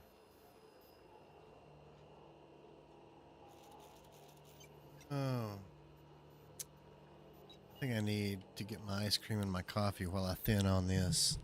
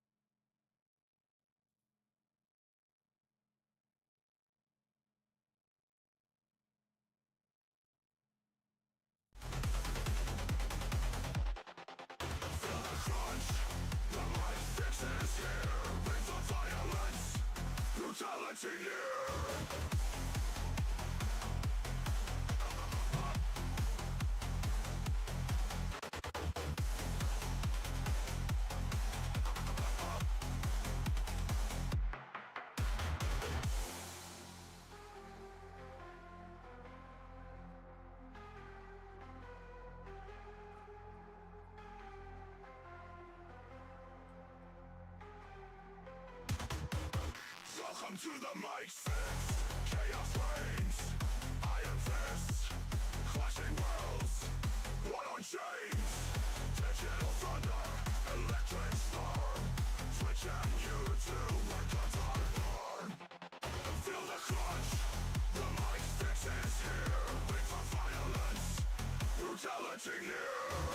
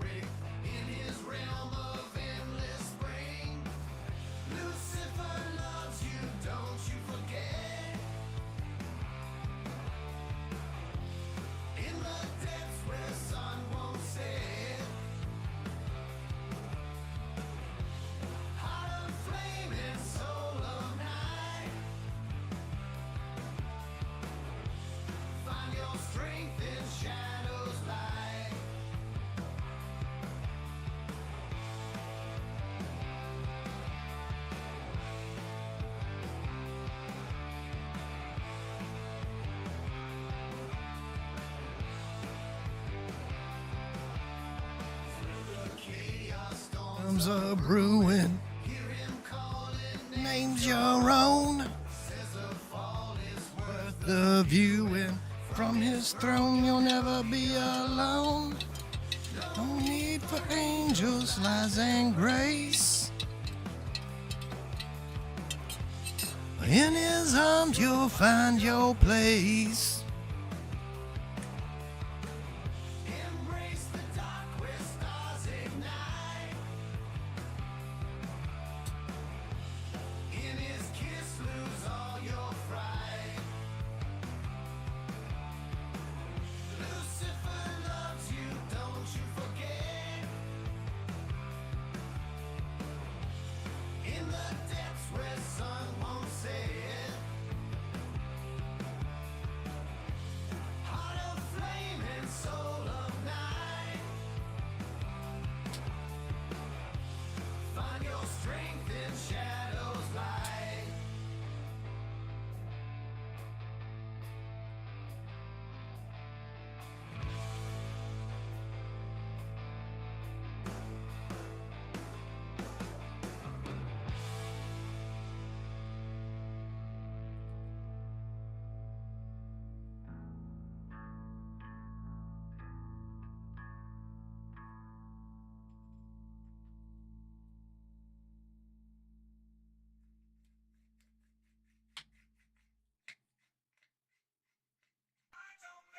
The bunny can't stay asleep.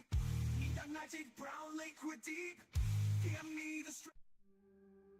The revelation from Jesus Christ, which God gave him to show his servant. The whole thing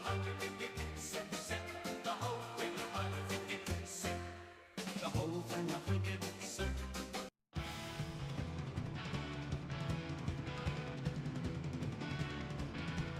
Up for the dead, they just bound in human flesh.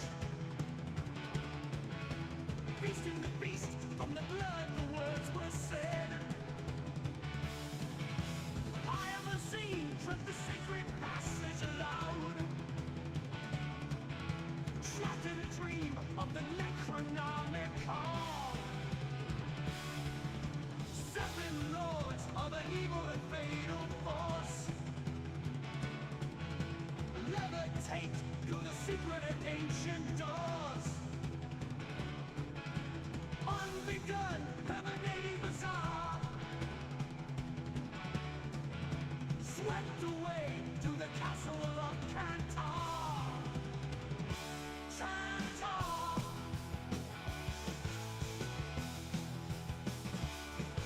Seeking the tomb, trying to possess immortal sleep, visions of death, drink of the blood, water of life, splendorous sun, show me the sign you are dead. You are dead. Language you fear, unknown to man, demons appear, death they command, dead by dawn, dead by dawn, dead by dawn, dead by dawn, dead by dawn, dead by dawn, dead by dawn, dead by dawn, dead by dawn, dead by dawn, dead by dawn, dead by dawn. Dead by dawn. Dead by dawn. Dead by dawn. Dead by dawn.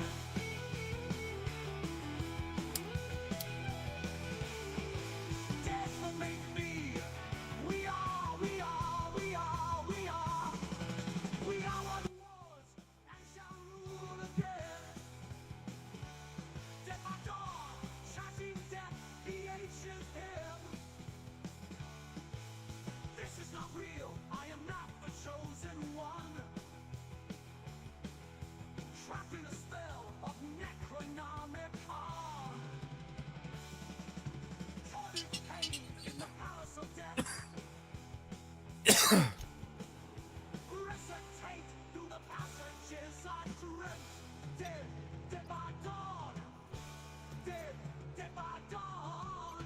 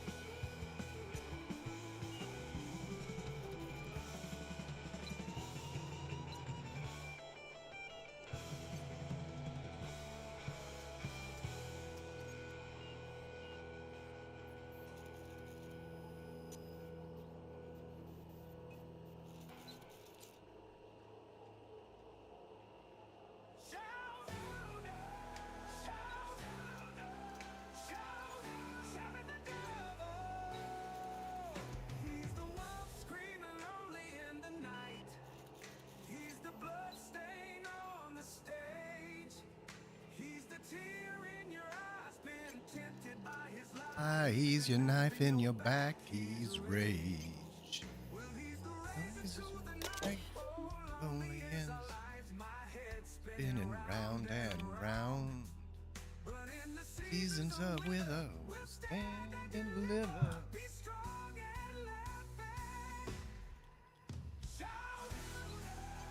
Shout, shout, shout at the devil. Shout, shout.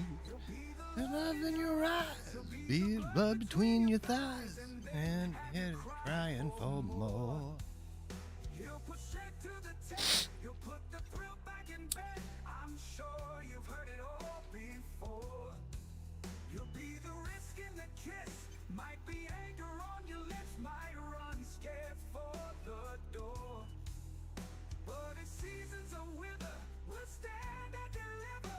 Be strong and laughing. Shout, shout, shout, shout at the devil. Shout, shout, shout at the devil. He's the wolf screaming lonely in the night. He's the blood stain on the stage. He's the tear in your eyes, been tempted by his lie. He's the knife in your back, he's rage. He's the razor to the knife, oh lonely is our lives. My head spinning round and around. But in the seasons of wither, we'll stand and deliver. Be strong and laughing. Shout, shout, shout, shout at the devil. Edgewater is the boot. We must destroy the boot.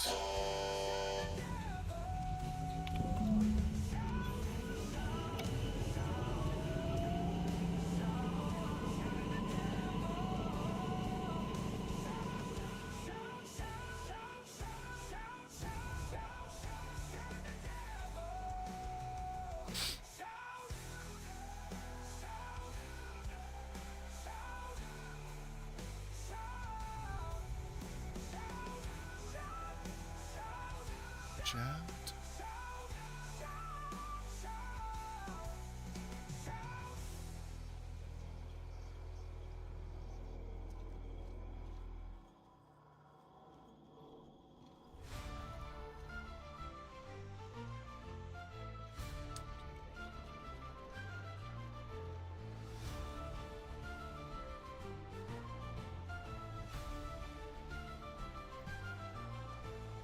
Here our soldiers stand from all around the world, waiting in the line to hear the battle cry. All are gathered here, victory is near. The sound will fill the hall, bringing power to us all. We alone are fighting for metal that is true. We own the right to live the fight, we're here for all of you. Now swear the blood upon your steel will never dry. Stand and fight together beneath the battle sky. Brothers everywhere, raise your hands into the air. We're warriors, warriors of the world. Like thunder from the sky, swore to fight and die. We're warriors, warriors of the world. Many stand against us, but they will never win. We said we would return. We got this. To bring them all destruction, suffering and pain. We are the hammer of the gods. We are thunder, wind, and rain. With swords in feeble hands, with dreams that we can keep. One should be a man. And charge them all with life that is a lie. And in the final hour they shall confess before they die. Brothers everywhere, raise your hands into the air. We're warriors, warriors of the world. Like thunder from the sky, sword to fight and die. We're warriors, warriors of the world. Brothers everywhere, raise your hands into the air. We're warriors, warriors of the world. Like thunder from the sky, sword to fight and die. We're warriors, warriors of the world.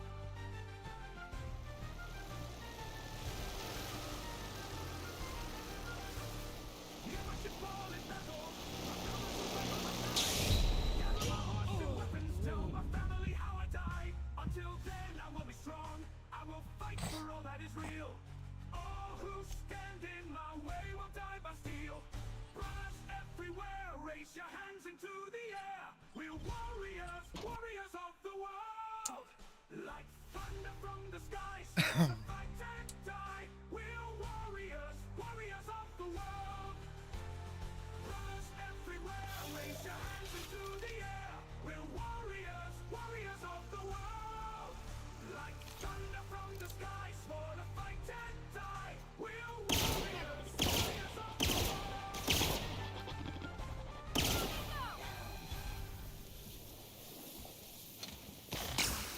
Above dreams and the broken glass. Sweat down the sewer with the rest of the trash. Never to be seen again. I can make it a home in a garbage can. But here's a little story that I live to tell.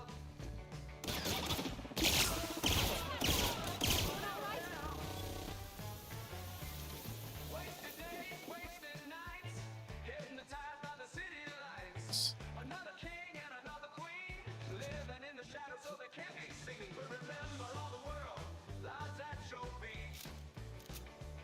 And the big apple's rotten, rising in the heat. Hello, hello, hello from the gutter. Hello, hello, hello from the gutter. Hello, hello, hello from the gutter. Hello, hello, hello from the gutter. Gutter.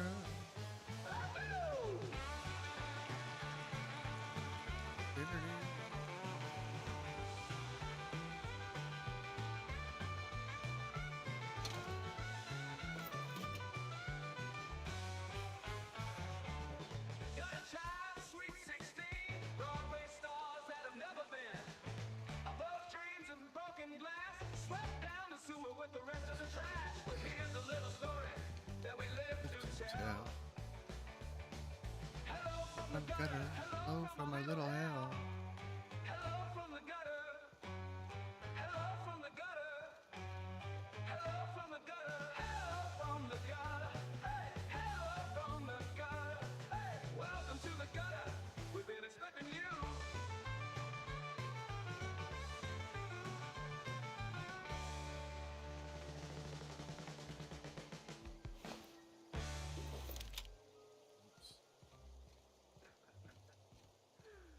Hello from the gutter. Hello from the gutter. Welcome to the gutter. We've been expecting you.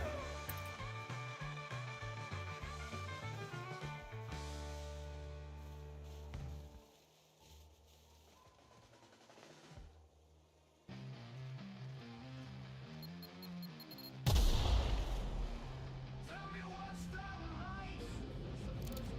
Tell me what's the life?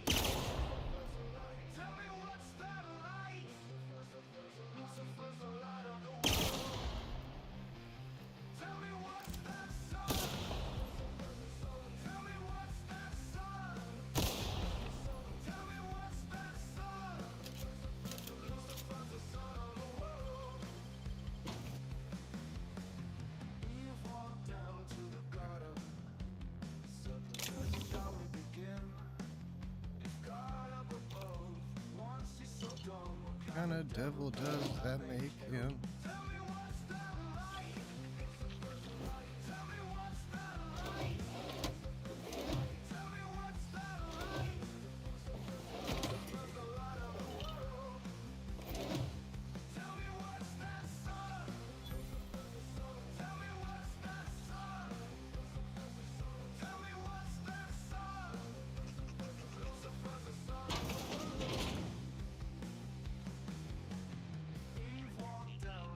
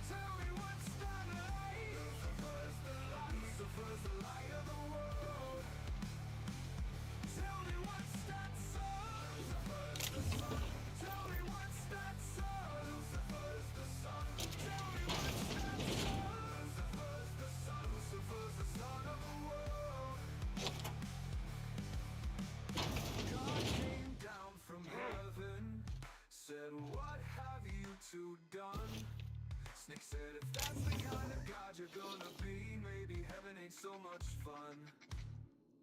Tell me what's that like? Lucifer's the light. Tell me what's that like? Lucifer's the light. Tell me what's that like? Lucifer's the light. Lucifer's the light of the world. Tell me what's that sun? Lucifer's the sun. Tell me what's that sun? Lucifer's the sun. Tell me what's that sun? Lucifer's the sun. Lucifer's the sun of the world. Tell me what's that love? Lucifer's the love. Tell me what's that love? Lucifer's the love. Tell me what's that love? Lucifer's the love. Lucifer's the love of the world. Lucifer's the love of the world. Lucifer's the love of the world. Lucifer's the love of the world. Lucifer's the love of the world.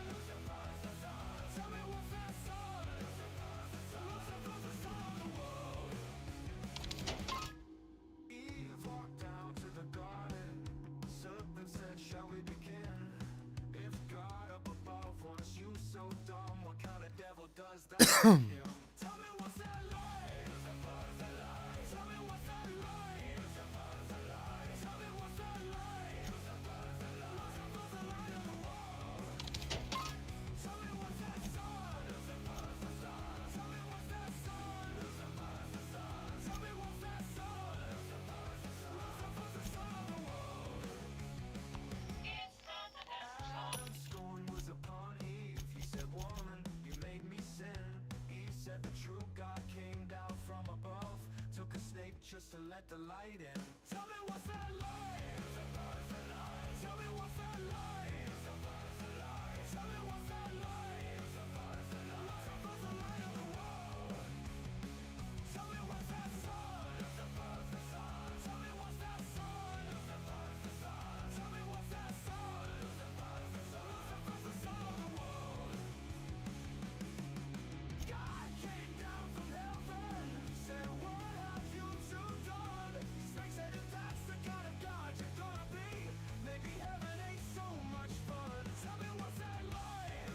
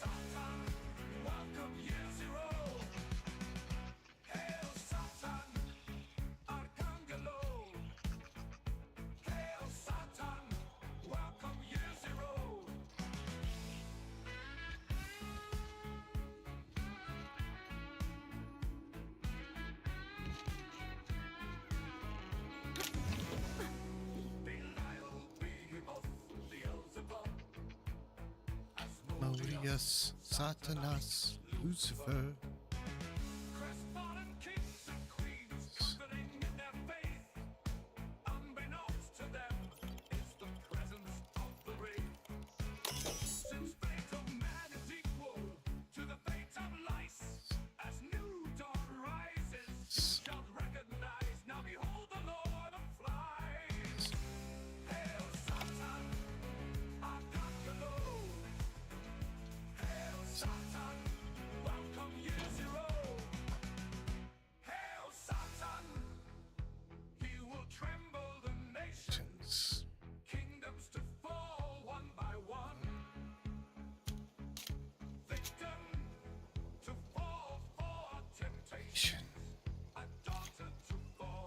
For a son.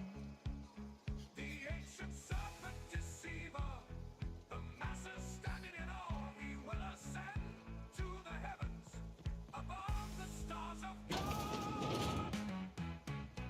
Hail Satan, Archangelo. Hail Satan, welcome year zero. Hail Satan, Archangelo. Hail Satan, welcome year zero.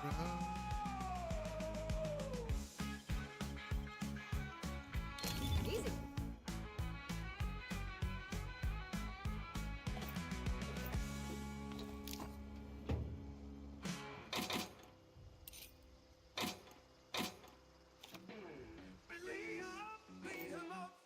Beelzebub. Asmodeus, Satanas, Lucifer. Belial, Behemoth, Beelzebub. Asmodeus, Satanas, Lucifer.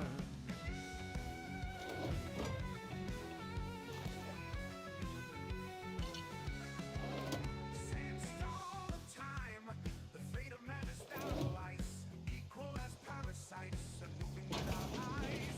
A day of reckoning with penances to burn.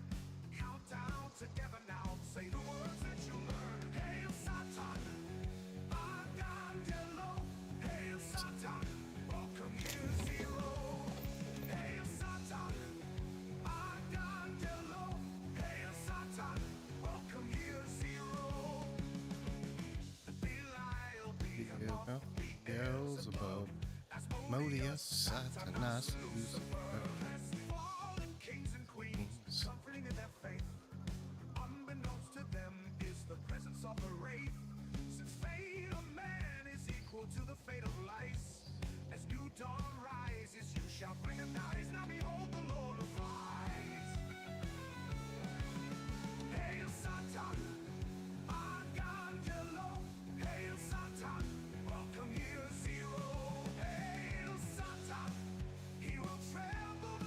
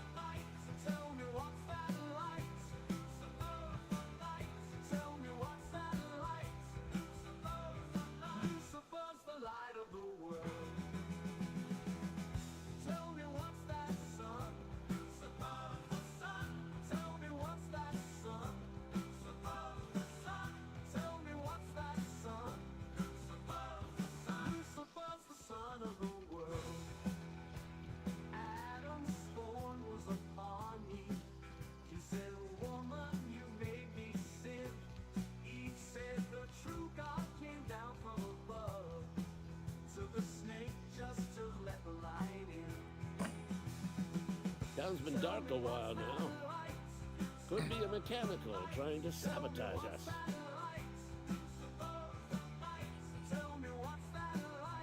Bang up work, soldier. You're a credit to your uniform. Oh, that reminds me. Gotta look into getting us a uniform. So this is it then. The key to humanity's victory over the mechanical hordes. I would reward you with the gratitude of the resistance, but I'm guessing you want something tactile. So here's a couple bits for your trouble, and a little something to remember to buy.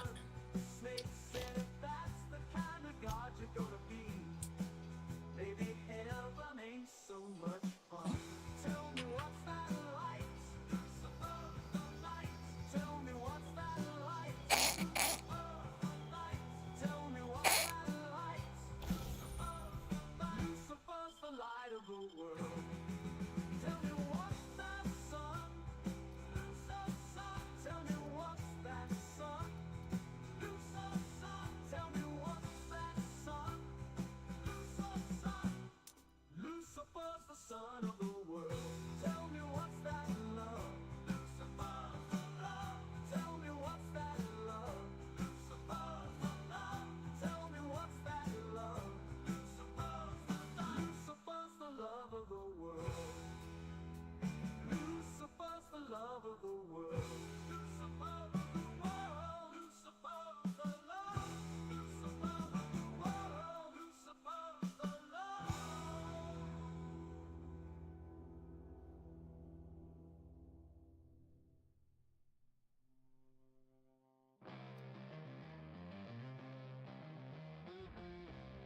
me what's that like?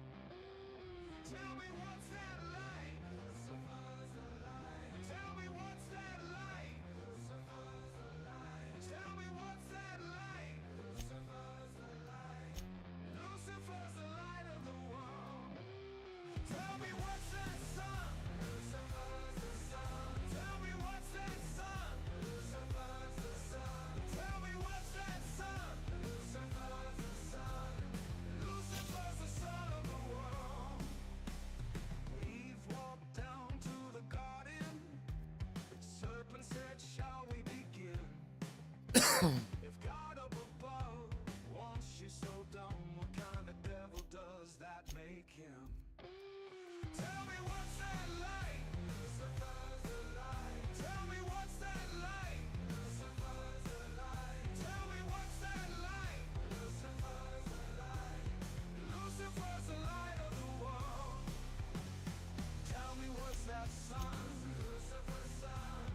Tell me what's that sun? Lucifer's sun. Tell me what's that sun? Lucifer's sun. Lucifer's the son of the world. Adam's scorn was upon Eve. He said, woman, you made me sin. He said the true God came down from above, took a snake just to let the light in. Tell me what's that like? Lucifer's alive. Tell me what's that like? Lucifer's alive. Tell me what's that like? Lucifer's alive. Lucifer's the light of the world.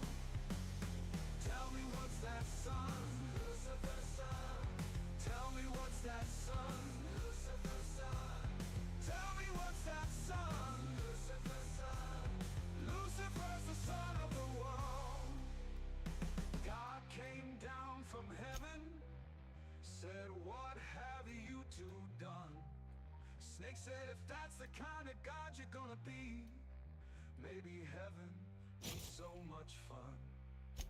Tell me what's that like? Lucifer's the light. Tell me what's that like? Lucifer's the light. Tell me what's that like? Lucifer's the light. Lucifer's the light of the world. Tell me what's that sun? Lucifer's sun. Tell me what's that sun? Lucifer's sun. Tell me what's that sun? Lucifer's sun. Lucifer's the son of the world. Tell me what's that love? Lucifer's love. Tell me what's that love? Lucifer's love. Tell me what's that love? Lucifer's love. Lucifer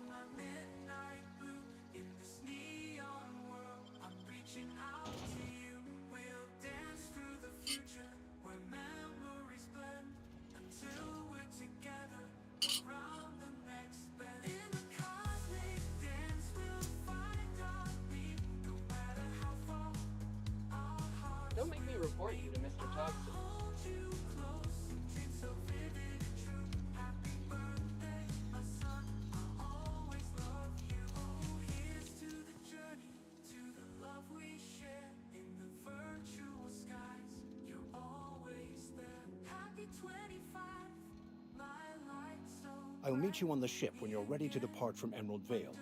Captain.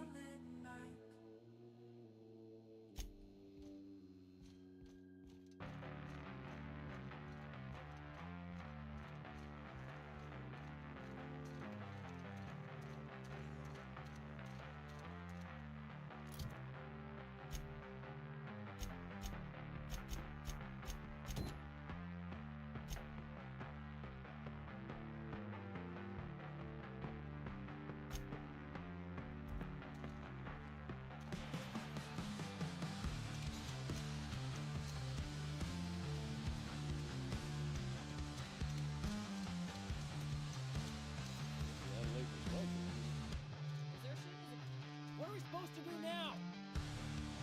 I put my whole life in that cannery. You must be very proud.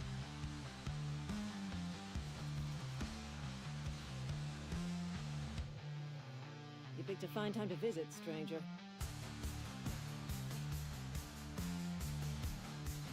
Shit. Silas still on about that. Here, take the fees. I'd appreciate it if you didn't tell Reed I was late on my payment. Because they're not my fees and not my gravesite. Guy I worked with shot himself. I paid the bill.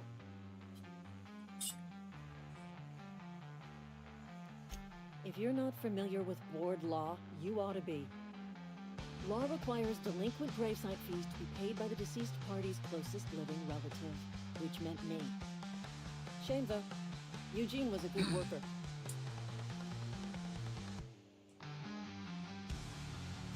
Woke up one morning and put a round through his upper story. Can't imagine why. The kid was doing all right at his desk. We all thought he was an upstanding receptionist. Just between the two of us, I'm pretty shocked his weapon didn't misfire. Spacer's Choice handguns aren't the most reliable. Eugene wasn't family. Yeah, I was the closest living person relative to his body at time of death. I'm the one who found him, you see, so I pay the fines. Suicide's a crime. The legal term is irreparable damage to company property. What Eugene did to himself was vandalism.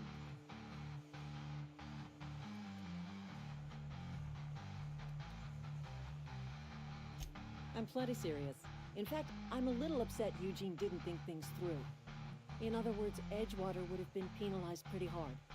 Whatever Eugene was worth as an asset, we would have had to pay out of pocket to Spacer's Choice.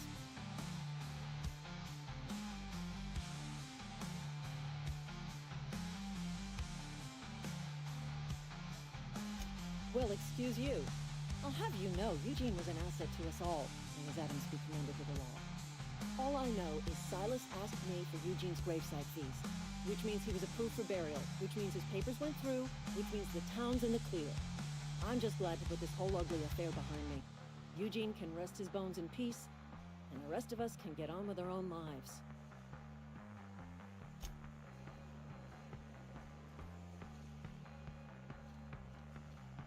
Are we getting paid or not? Any loss of productivity will be deducted from your pay.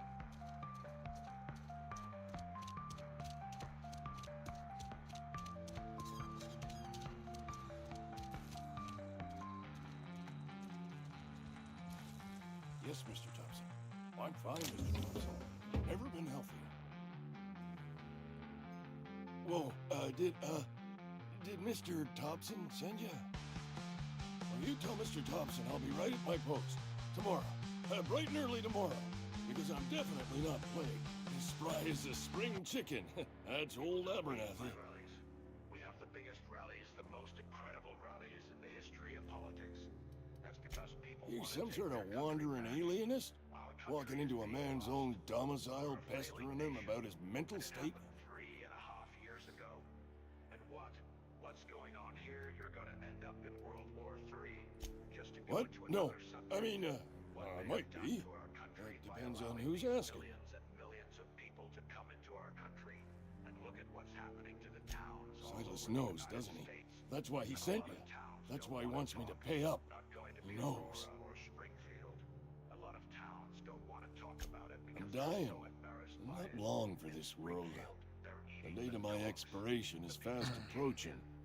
And soon I shall be ushered through the great cannery in the skies. Don't say that, Mr. Abernathy. You still got a couple decades in you. I'd steer clear, Ms. Holcomb. My affliction's bound to be contagious. It's plague. Has to be. Silas knows. He knows I got one foot in my grave, and now he wants to charge me for the other one. She's destroying this country. And if she becomes president, this country doesn't have a chance of success. I am? Law, help me. Aaron, I'll pay your fees. I don't want any trouble from Silas. Television say my dog was taken and used for food. But the people on television say their dog was There's a cache of anthracillin tucked away in the old community center. Powerful stuff. Stronger than what we got, anyway. I need you to break in, nab that medicine, and bring it back to me.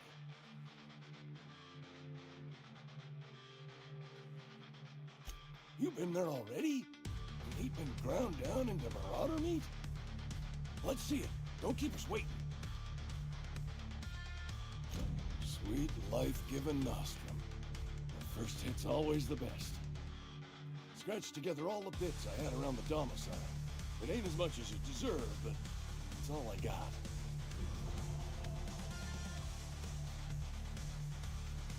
You're wringing the blood out of it. Here, you can have whatever's in my pockets.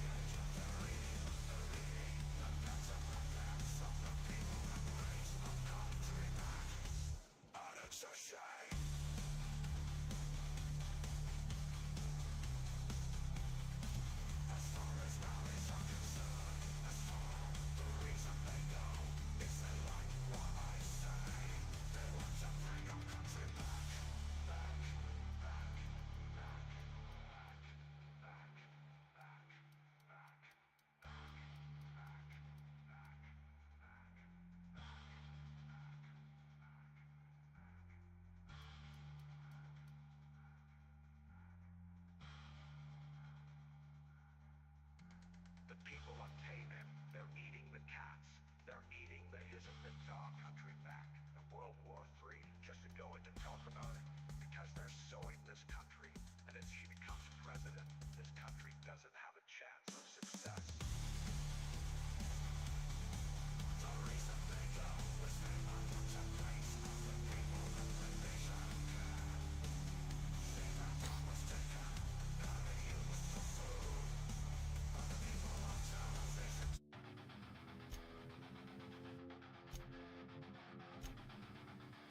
People don't leave my rallies.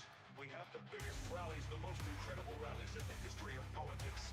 That's because people want to take their country back. Our country is being lost. We're a failing nation, and it happened 3.5 years ago. And what's going on here? You're going to end up in World War III. Just to go into another subject, what they have done to our country by allowing these millions and millions of people to come into our country. And look at what's happening to the towns all over the United States. And a lot of towns don't want to talk. Not going to be Aurora or Springfield. A lot of towns don't want to talk about it because they're so embarrassed by it.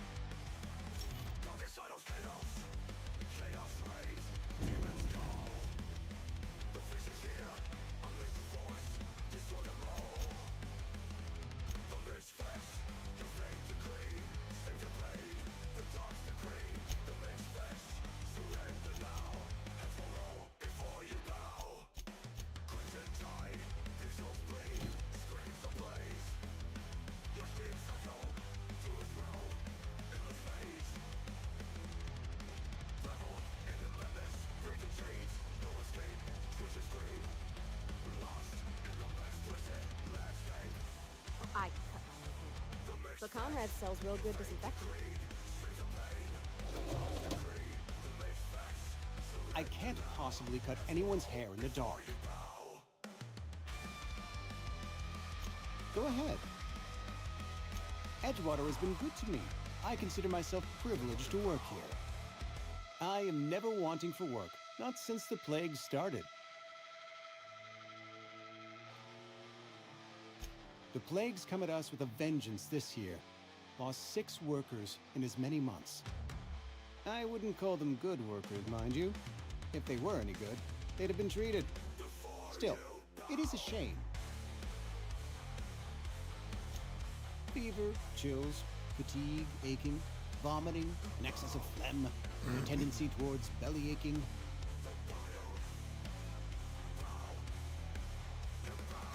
Whatever it may be, I have developed my own palliative. Boiled canid liver and a splash of ethanol. Company policy, friend. We don't have enough medicine to treat all of us, so we treat the best among us. Nature is monstrous, friend, and this plague is natural selection at work. Ah, gravesite fees. Silas and I had talked about this at length. I thought I'd made it clear my pecuniary situation precludes the necessary restitutions.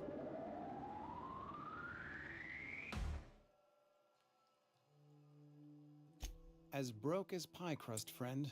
Bidless, indigent, destitute. I simply cannot afford it. I am a blemish on the prosperity of our fair settlement. When I expire, I expect Silas to toss my body into a ditch.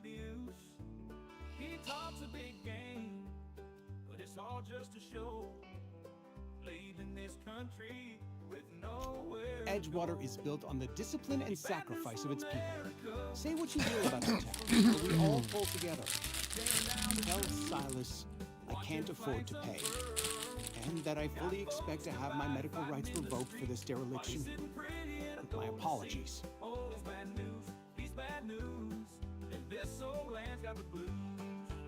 Some time ago, I fell ill with the plague. By the grace of the law, and through my own hard work, I'd proven worthy of treatment. Frankly, I don't imagine I'll earn that right a second time. Barber work hasn't been profitable, you see. I've had to keep this old place running with my own savings.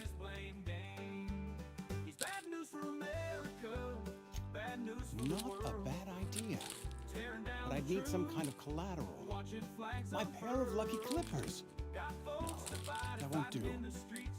Your idea intrigues me, but I'm afraid I don't have anything to give Silas. I'm open to suggestions.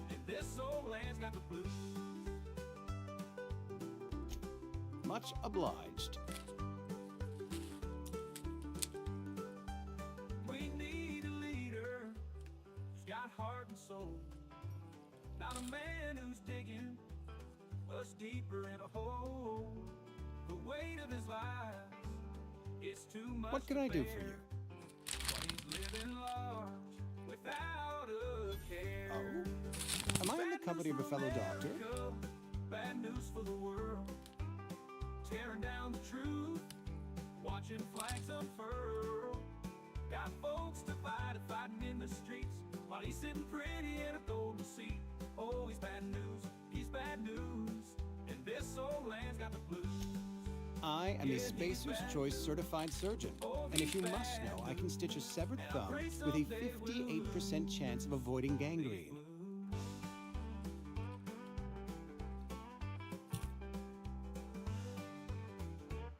Go ahead.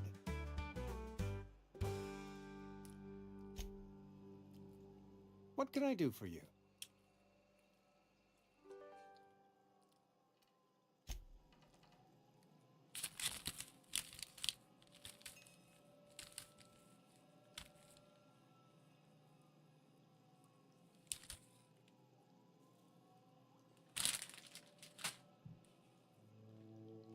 What can I do for you?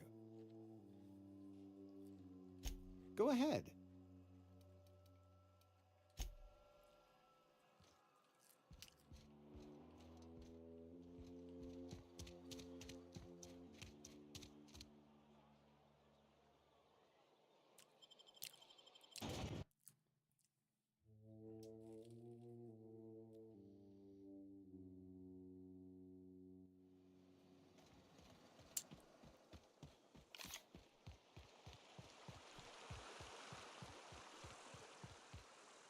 Miss Parvati.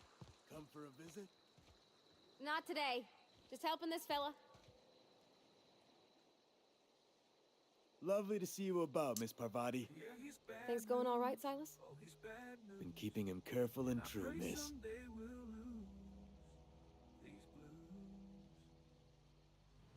Best to ask her yourself.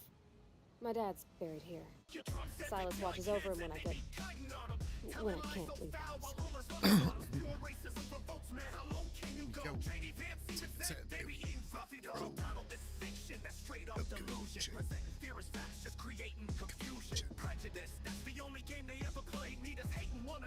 Talking about folks like they monsters and beasts, telling dumb lies, feeding hate in the streets.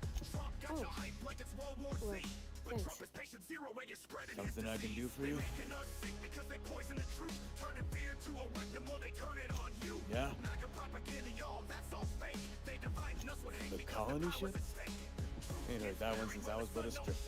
creating fake problems, putting poison in their mind. It's a grand old party, y'all can't hide Hope's from the just a flame. rumor. When your good old Maybe boys you got did the not. torches and flames. Teddy Vance said black folks bring disease. Look, I don't know what's got you caterwauling about Hope. There's troubles in the asking.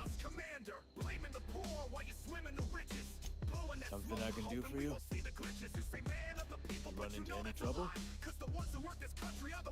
Conrad's barbershop is a yawning pit that swallows us every bit. I keep telling him he should cut a few corners. Gotta put the squeeze on Conrad. Find some dirt on him. Maybe check his back room. That's the word, extortion.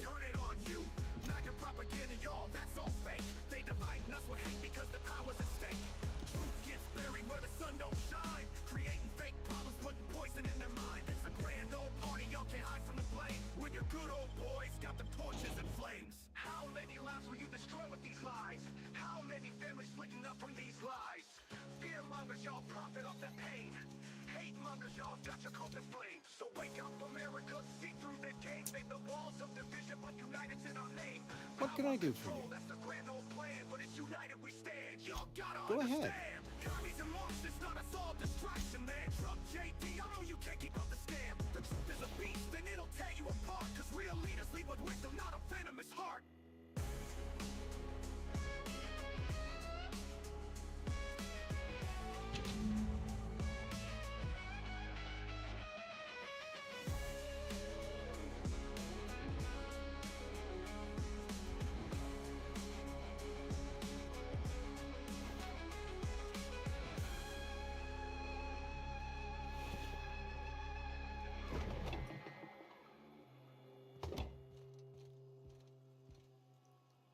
What can I do for you? They are a danger. They're destroying our country. They're allowing millions and millions You know of about people to come Eugene? into our country How? that shouldn't be here. People from jails and people from gangs that are Then, all over there. you like know Caracas Phyllis suggested and selling off Venezuela. Eugene's Their crime is down Eugene's golden teeth were a 72%. family heirloom. You look at what's happening all over the world, and I'm not just talking about South America. I'm talking about prisons are being emptied all over That's the world. unthinkable. They're dumping them into the United States. I can't ask Criminals Silas to are being dig up a taken man. off the street Are you in asking cities and rhetorically? places Because all if you're over the being world. serious. They're being dumped into the Ugh. United States. Gross. Mental Desperate institutions measures, are being Miss emptied Holcomb. out into I'm the going to United have to ask States. Silas They to dig are up. a threat to democracy. What they're doing to our country, they're poisoning. I'm our sure that country. They're Here you poisoning are. it. And Grave you can site take a papers look in affixed with my Ohio, what's signature happening. You and can an take a look at IOU. Aurora in Colorado and see what's happening. But Eugene those are was two not that a have been in the suicide. news. You have He put a bullet in hundreds his of little brain, towns yes, and but cities that's that are largely a being taken over technicality. by migrants. I was the one who prepared Eugene's body for interment. I discovered symptoms of the plague on his corpse, and I discovered medicine in his pocket. Lots of medicine. Eugene overdosed on adrenatime, which is known to cause psychosis and paranoia as possible side effects. They are dangerous. Paranoia drove him to take his own life. They're destroying our country. They're allowing millions and millions. We can all of thank our lucky people to stars that young come Eugene. into I included it a all in my country official that report. shouldn't be I'd like to here. think I saved Edge.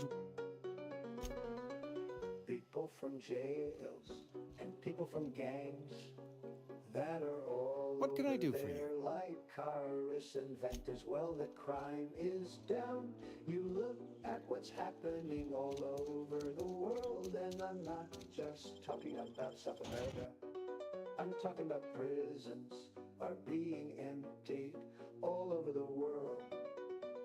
They're dumping them into the United States. Criminals are being taken off the street in cities and places all over the world. Don't see the sense in all this fussing over the power. Cannery shutting down just means I'll have more bodies to bury. Institutions are being emptied out into the United States. They are a threat to What about 'em? democracy.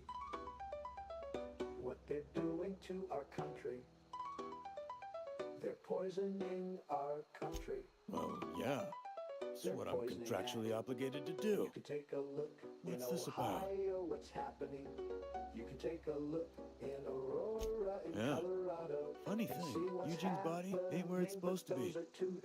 The night we were supposed to commend his body to the earth, I had his grave all dug up and ready, right? And so I thought, I'll just rest my eyes a bit. When I woke up, his body was gone, spirited away. Let me know if you find anything.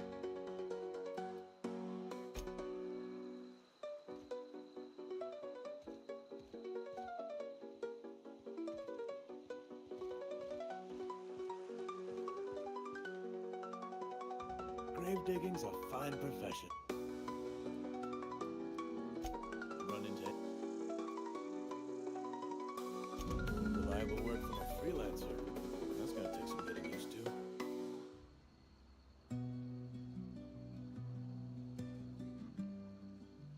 And I'll buy you a drink sometime. Well, suppose you've earned it. Abernathy was sick with the...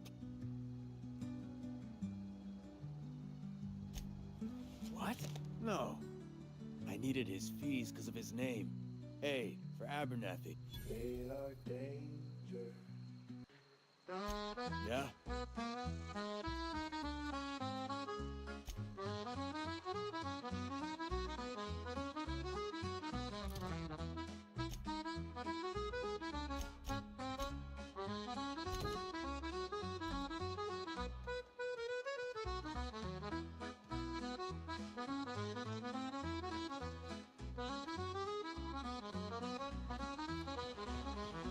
That we know of, and they may or may not involve, but possibly do or end. But I don't really know, can't be sure, because in the first case in Butler, Pennsylvania, great place, and we're going back to Butler, by the way. We're gonna go back and finish our speech. The FBI has been unable to open the potentially far-based apps. And of the second case, the assassin had 6 cell phones in his car, yet the FBI has likewise been unable to penetrate their guard. Shouldn't be tough to do. They want to know, and I want to know. Power's gone. And the whole Ron country. knows how long. And maybe Looking the to get world drunk? wants to know. Oh, I almost Who's he forgot. calling? I'm Who is he? Plague got you Is he feeling woozy? calling? In the old Go ahead. days, the FBI had the DOJ, used to capture people before anything happened in current days. Things. Ugh, is this the start of a joke?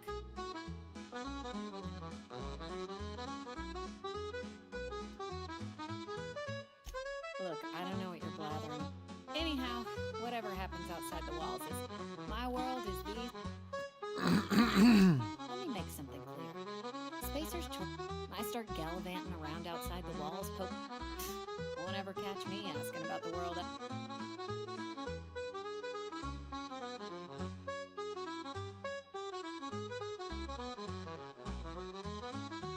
There you go with that thinking again. I've said enough. They wanted to face their... I don't see how that...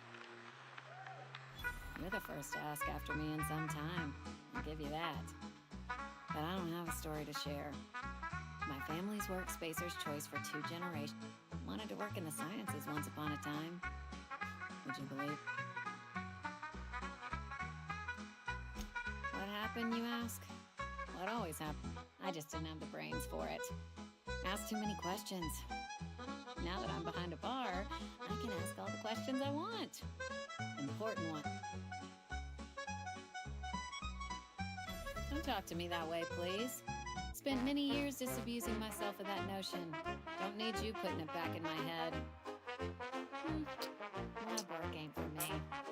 Never was. Never will be. Spacer's Choice put me where I belong. And for that, I am grateful. But possibly do a ran. But I don't really know, can't be sure.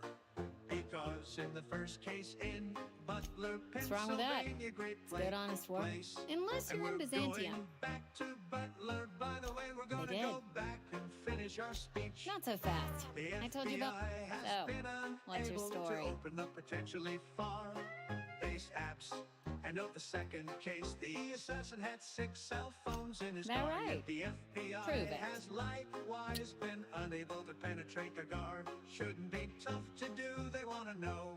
And I want I to know that serial and the drama. whole They were country, playing it just the and other maybe night. The world wants to know You're who's right. he I don't calling, believe you. who is I he didn't... calling? In the old days, the FBI had the Abernathy's got some bounce in his used heel. to capture people Must have before heard... anything happened in current days.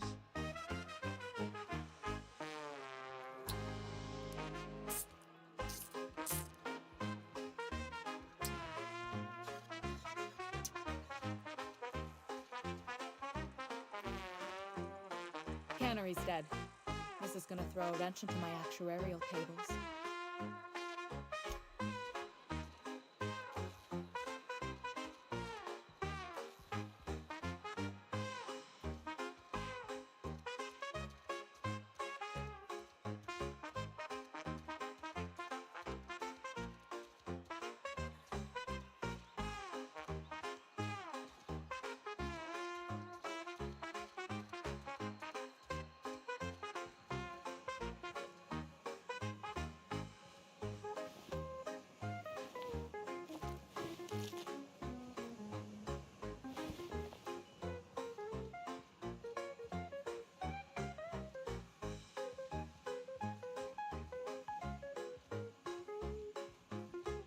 You want to know what gets my bile churning?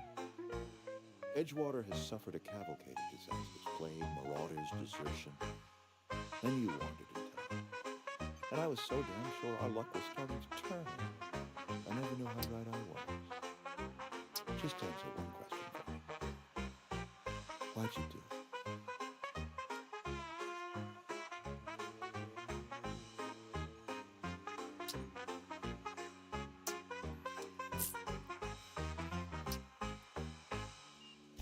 Is that right?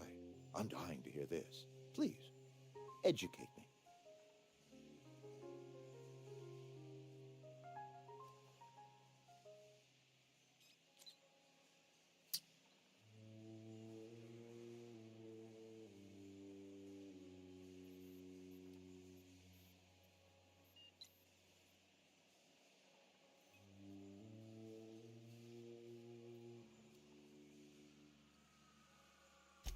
Liberating? Edgewater is my home. The only home I've ever had. I put down roots here, gave decades of my life to this place. I never asked to be liberated. Whatever you were hoping to find down here, I advise you to turn around and leave. I have...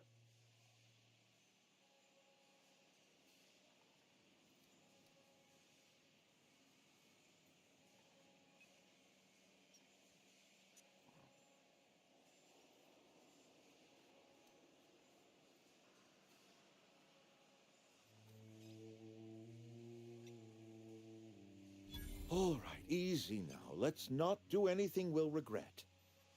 I'll order my guards to stand down. Take what you came for, and then leave us be. You and... Stand down, all of you. We're done.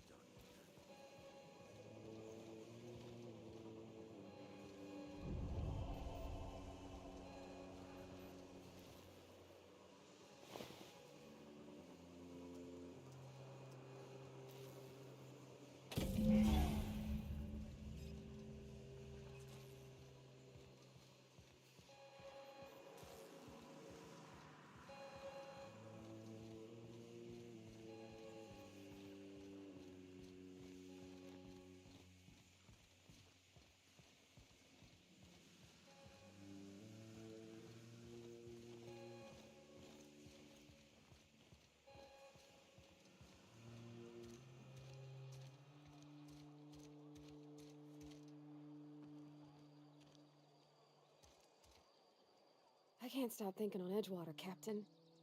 I'm glad the deserters are gonna be alright now they got power, but what about the town? All those people.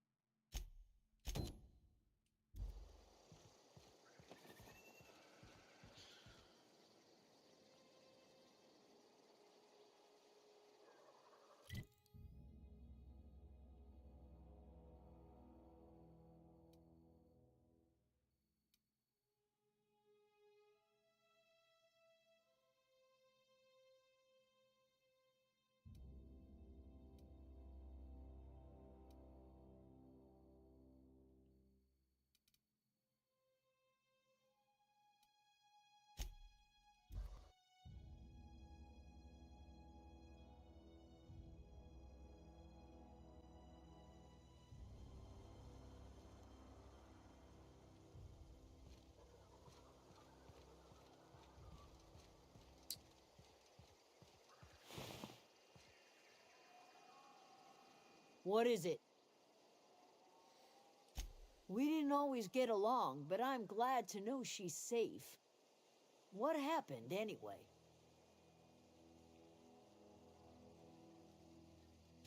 Zoe joined up with a band of marauders. Zoe, you pretty much did my job for me. Let me know if I can do something for you.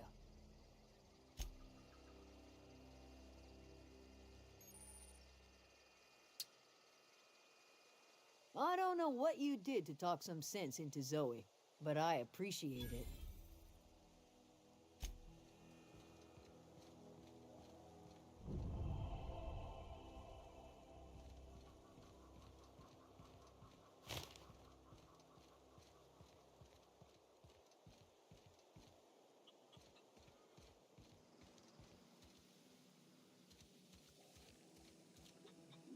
Do you hear that? That low, pleasant hum of electricity? It whispers across the veil like the winds of change. You've done well. I would have paid my last 5 bits to see the look on Reed's face when the last lamp in town burnt out and the cannery fell to silence.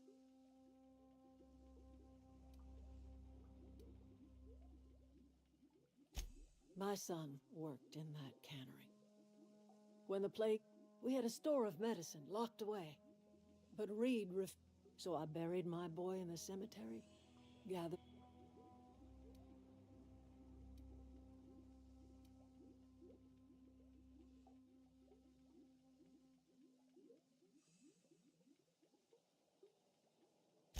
Time's come to look toward the future. We'll...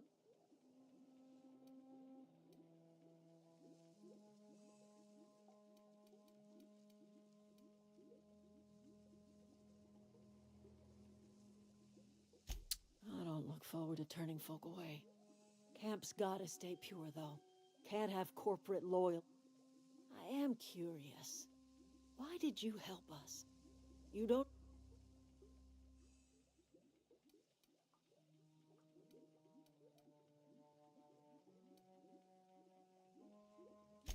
You're not quite like anyone. You're welcome among us. You are welcome here.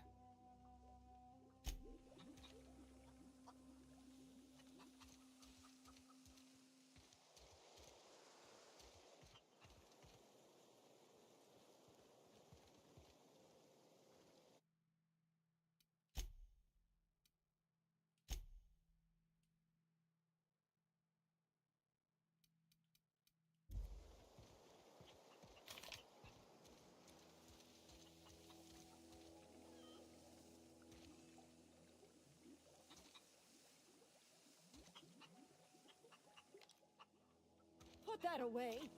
You're making me nervous.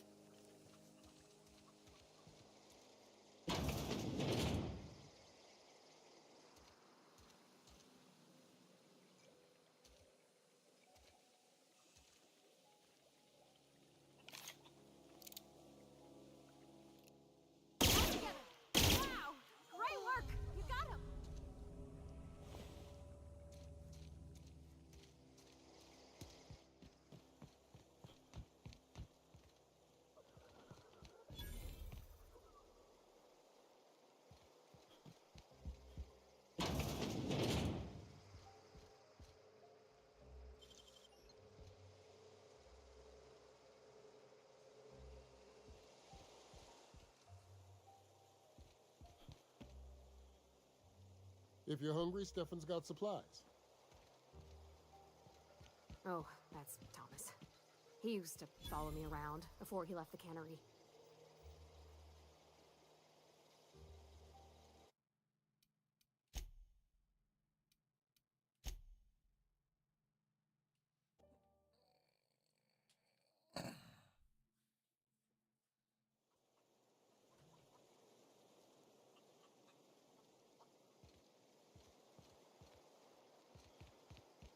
Oh, that's Thomas.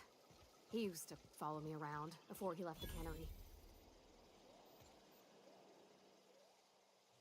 Oh, didn't see you. Whoa, Miss Park. Are you, I think... Great, just great. I've been trying to keep Oh gosh, no, I'm... Are you from town? I mean... Never heard it phrased in such a way before. Sorry, I just wasn't sure. Fact is, I've been, well... I'll take all the help I can get. I set my mind to learning the craft. You ever heard of the Young Spacer's Guide to Mechanical Engineering? Comes in a set of 3. If I had my hands on one of those data pads, Those are good. My dad kept a copy with him when he was working in the... I know the old community center kept a copy. Should find another one back in town. If you...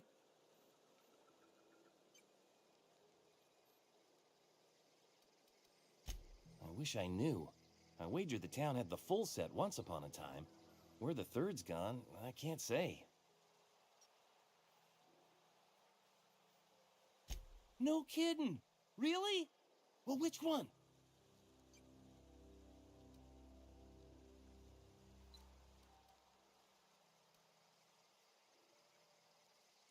The geothermal plant? Now that is just incredible! I appreciate... In fact, I put aside something special. Well, don't keep me in Look at that! Building a computing machine out of Spectrum potatoes, a primer. 2 whole data pads? Be still, my... What's up? Couple... We all left the cannery for... You weren't incompetent. You just didn't fit the cannery. You could stay, you know. Here. I'd be happy...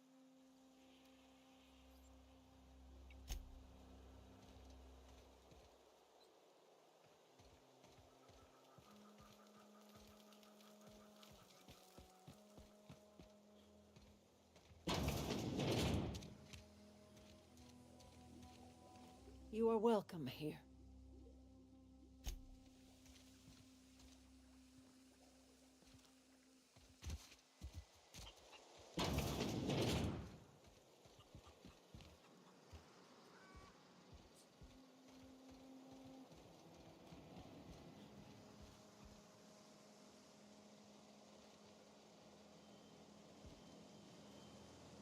Home is where the heart is. Marauders took that saying a little too literally.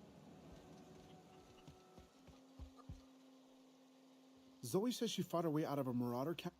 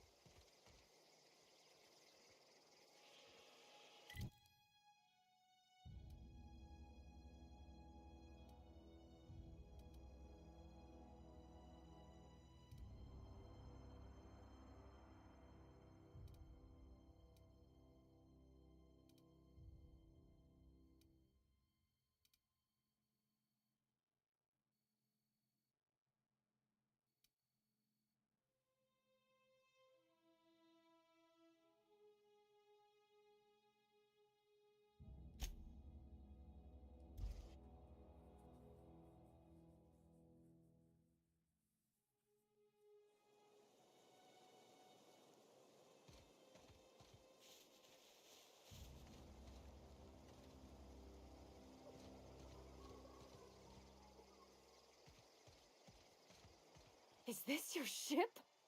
Oh my stars, she is just so handsome. Does she have a name yet? What's her drive model? Oh, gosh. Listen to me babbling. When I was in Edgewater, I dreamed of flying on a real ship, working on a real engine, belonging to a proper crew. Edgewater won't last another season without power, but that don't change the fact that I'm indentured to Spacer's Choice. Company expects me back at my post.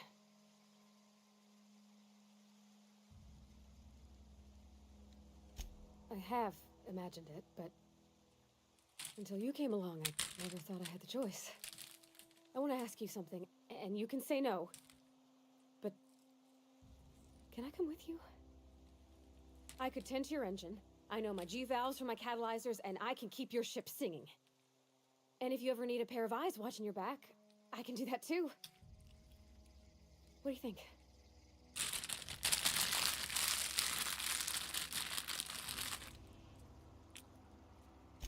Yes! I mean, thanks. You won't regret this, mister. Captain. I can call you Captain now. Ha! I got a captain.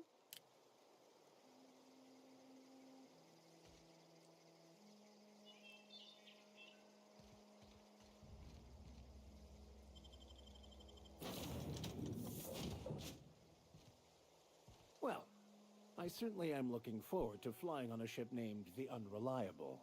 I'll just head upstairs and claim a room. Yes, you caught me ruminating again. Guilty as charged. What's occupying your thoughts?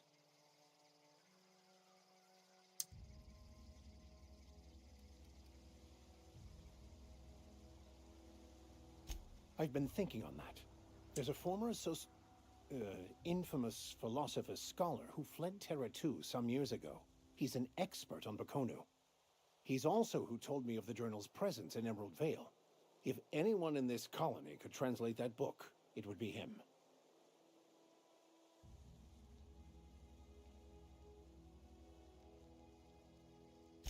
That's a good question. We should start on the Groundbreaker. It's where I'd go if I wanted to get off Terra 2. Great place to pick up a ride to Hephaestus, Scylla, even Monarch. All I need is access to a data cartridge from the security terminal. Their easily hackable system keeps a registry of all crew manifests for both arrivals and departures.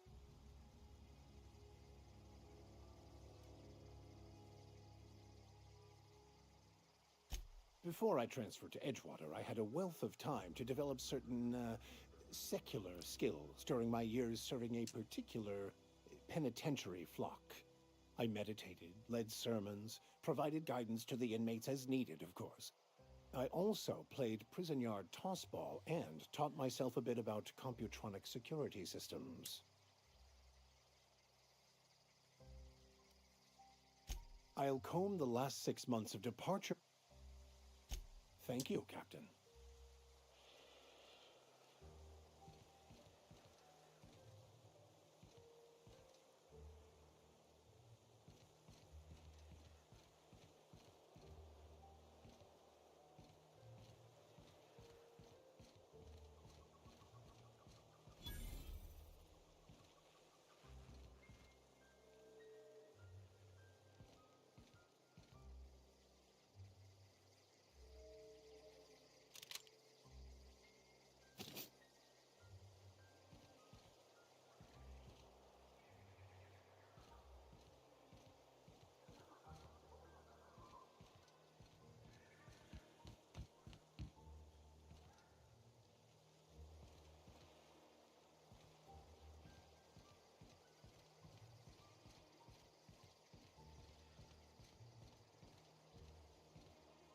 Captain, I have detected that the town of Edgewater is now without power. I appreciate you doing your part to hasten their demise. What can I do for you, Captain? Do you know how to install a power regulator? Outstanding, Captain. Your aptitude for engineering will prove invaluable in the event of another catastrophic engine failure. Our engine room is located behind you, across the cargo bay, up the ladders.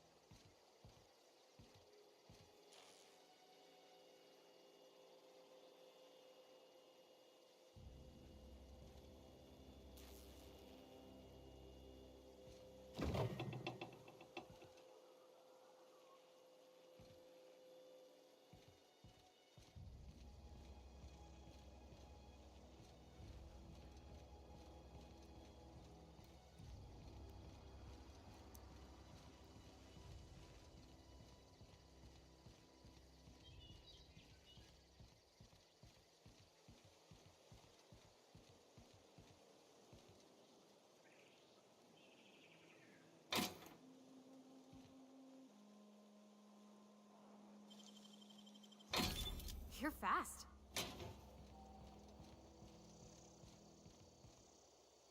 What can I do for you, Captain? All systems are operating within acceptable parameters.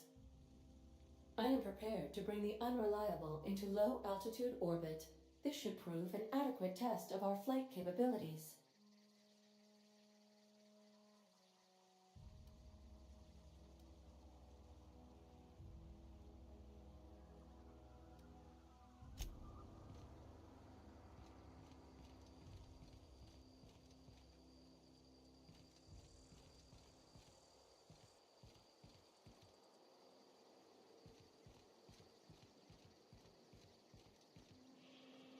Welcome back, Captain. All systems are...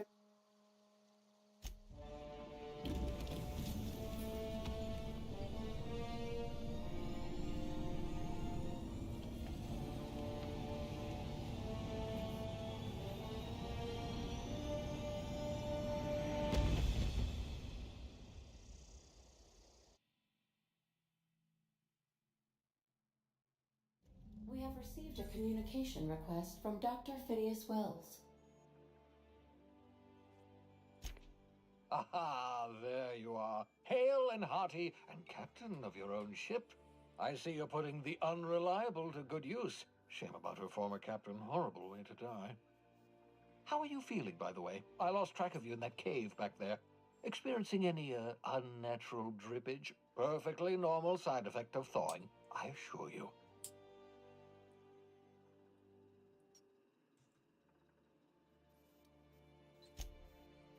Oh, that, yes, that's probably permanent.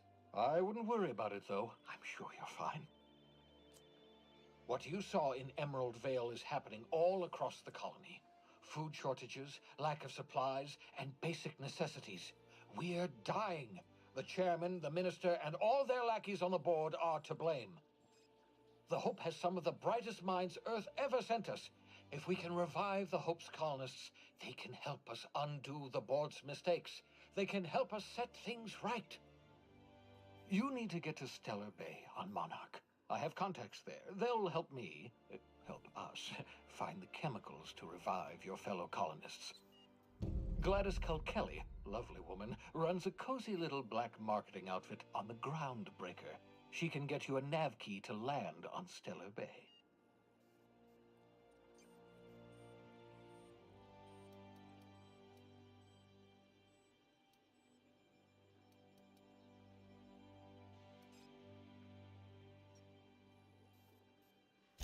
Strictly speaking, Monarch is a moon, terraformed badly, and almost complete.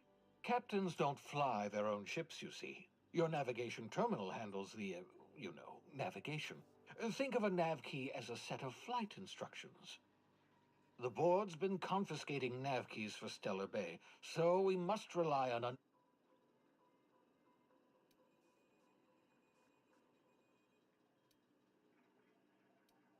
Gladys and I have been doing business for years.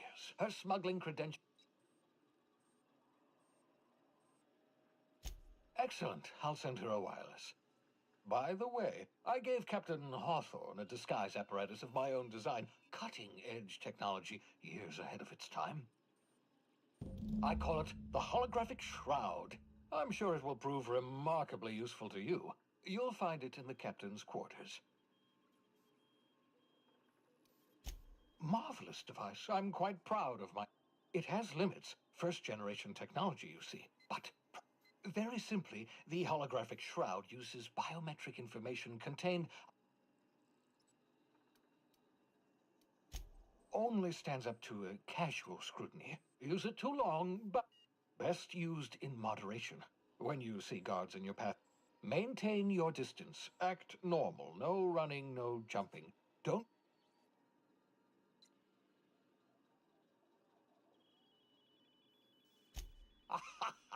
A change of clothes. What is this? Some old... The holographic shroud masks not only your... Science, that... Excellent. I'll contact you once you...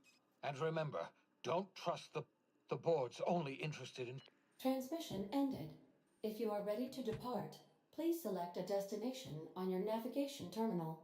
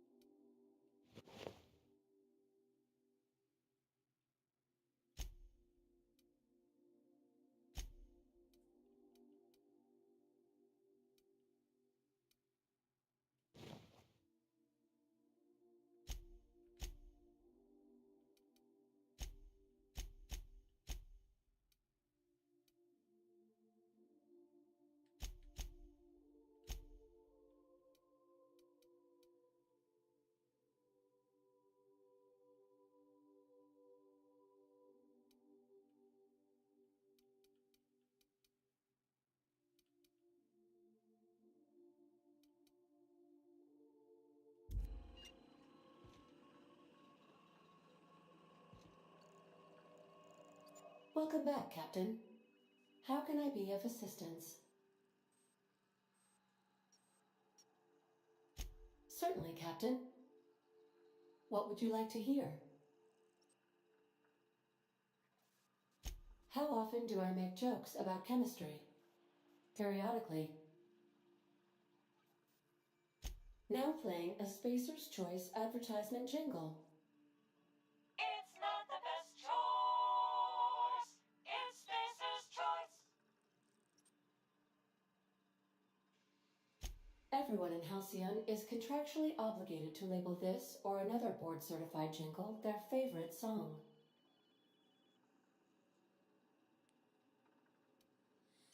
As you wish, Captain. I must comply with all direct orders.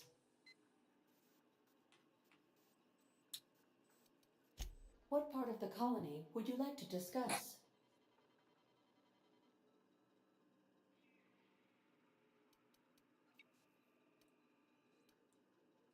Where in Monarch? Ah, Monarch, the armpit of the Halcyon system. Her last functioning port town is Stellar Bay. Well, that is if you don't count Sublight's Smuggler's Port at Fallbrook.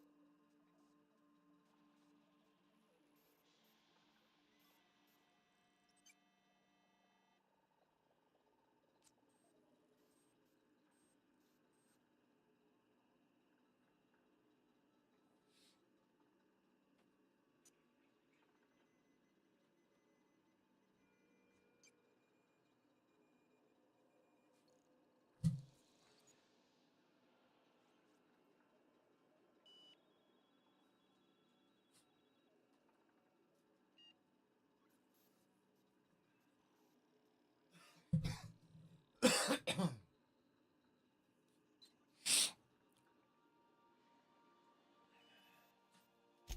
believe it has something to do with the planet being an uninhabitable wilderness and a lawless land with no corporate presence. You may wish to survey the residents in Stellar Bay for additional data points.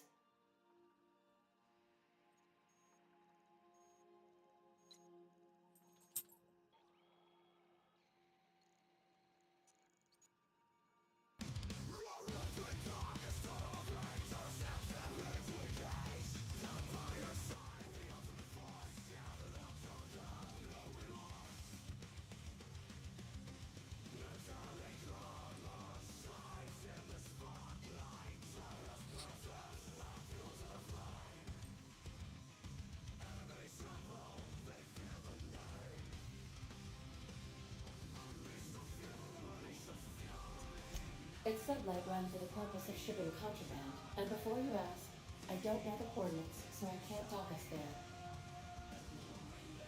Of course. What part of the colony would you like to discuss? Ah, yes. As Dr. Wells is a wanted outlaw, he built his laboratory into an asteroid. Orbital destinations can be challenging to land on. His more so than most. There is a bounty on his head, one with a markedly high reward amount. Shall I engage the laser weapons system?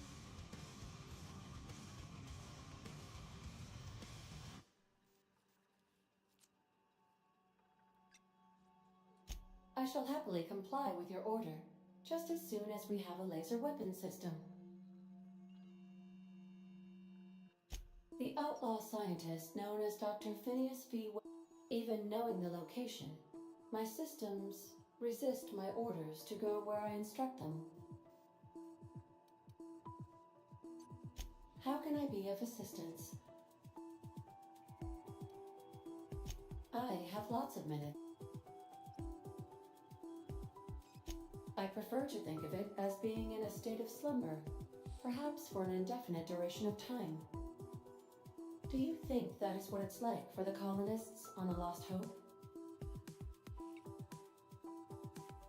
When I simulate myself in such a scenario, I do not find it to be desirable.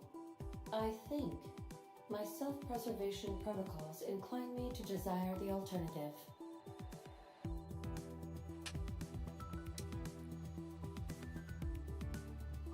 Traveling the system with you, Captain.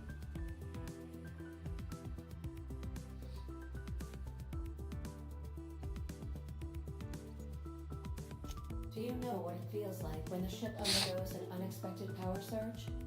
As you may be aware, Captain Alex Hawthorne was a smuggler of some repute.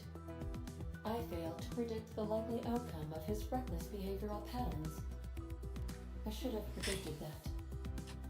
In our travels together, Alex liked to pass time by, as he called it, tinkering to improve my design.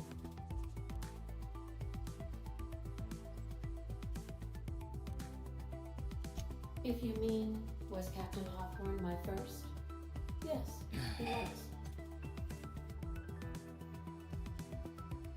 How can I be of assistance? What part of the...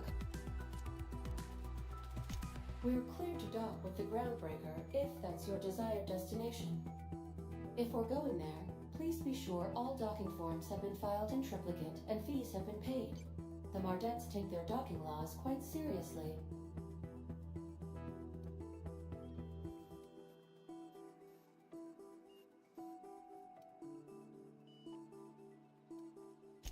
I can, yes.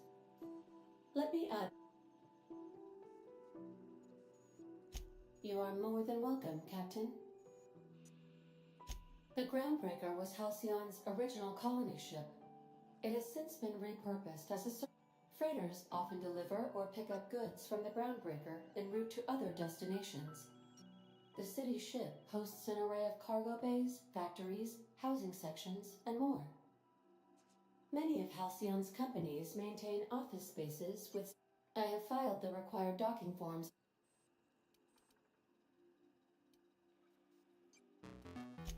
course. What part of the Where? Edgewater is this? The town is near the coordinates where Captain Hawthorne died. It would not be a... You mean the ones who did not answer my distress call with medical assistance, but I'm sure they are wonderful humans who don't...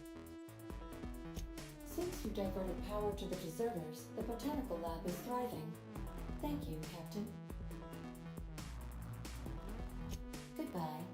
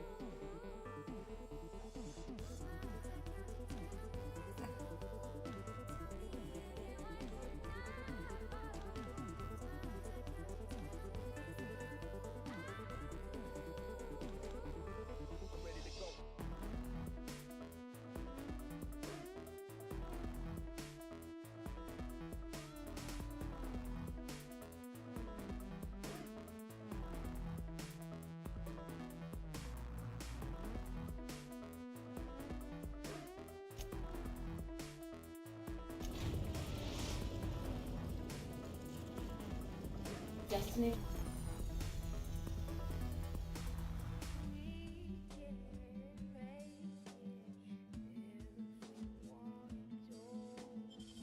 Mission reached. The groundbreaker.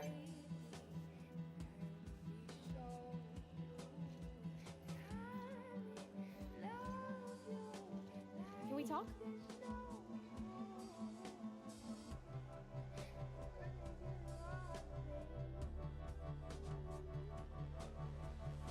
If the beat hits, I'm ready to go.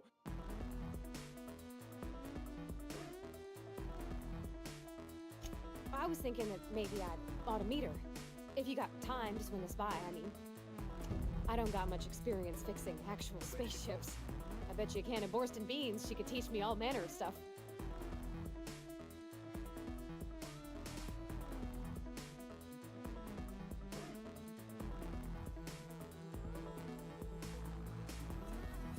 Thanks, Captain. I'll be sure to make it worth your time. Did you want to talk about something else?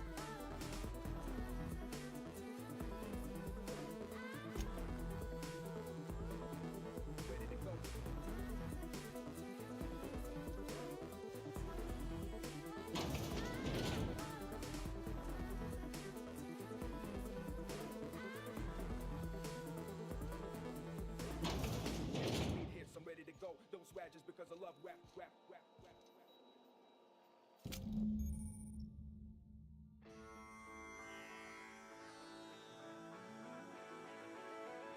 Cobalt and tangerine.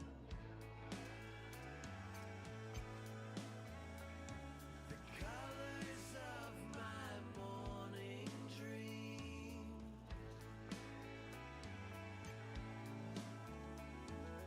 Looking for the in-between,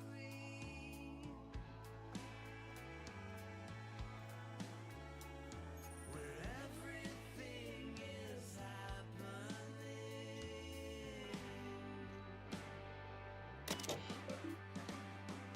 Waking to find that my reverie seems to be over before it's begun. The tea kettle sings me a warning that I have been flying too close to the sun.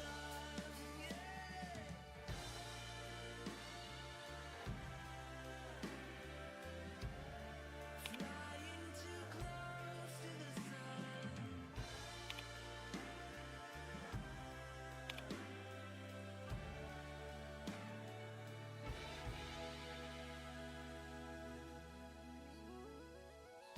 Cobalt and tangerine. A touch of crimson, shades of green.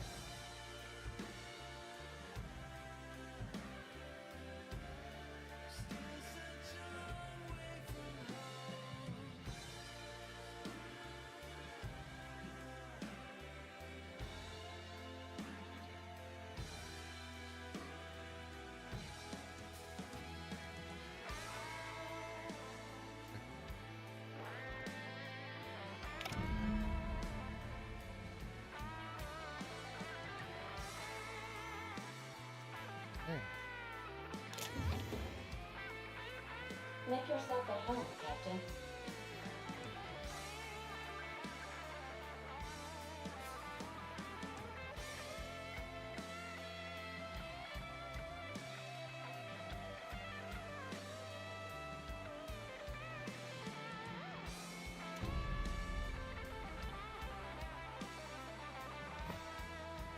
Sam.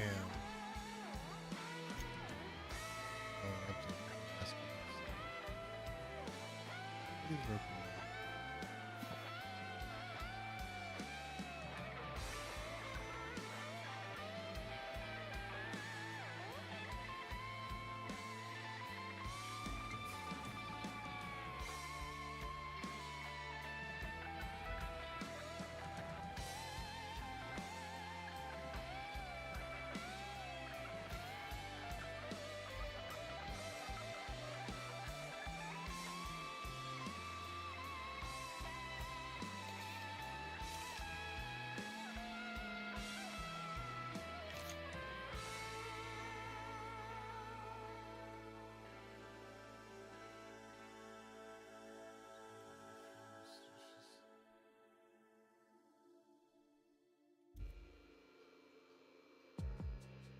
وقتی میری لبم کم میاره زنگ بزن برف دارم دوباره تلفن قطعه عشق میپاشم همه لحظه آخه گوش کن دروغ میگی به من ولی دست رو روش کن دروغ میگی به من ولی دست رو روش کن روش کن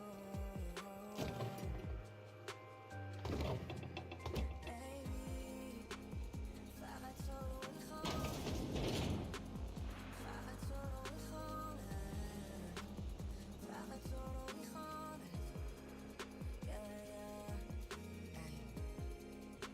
تو 100 سال با من باش تو 100 سال با من باش 100 سال میخوام لحظه ها که میره با من باشی وقتی نیستی با هم همیشه قاطی با کسی دیگه نمیتونم بگیرم فازی ولی قلبم رو میگیری میکنی تو بازی دست سرم بردار تابستون کوتا برام میاد و هنوز نیستی هی میکنی تو فرار نمیدونم آخه چی میشی من و تو آخر میشینم من آخر سر با کلی درد وقتی میری قلبم کم میاره زنگ بزن برف دارم دوباره تلفن قطعه عشق میپاشم همه لحظه روش کن دروغ میگی به من ولی دست رو روش کن دروغ میگی به من ولی دست رو روش کن روش کن Baby فقط تو رو میخوام فقط تو رو میخوام فقط تو رو میخوام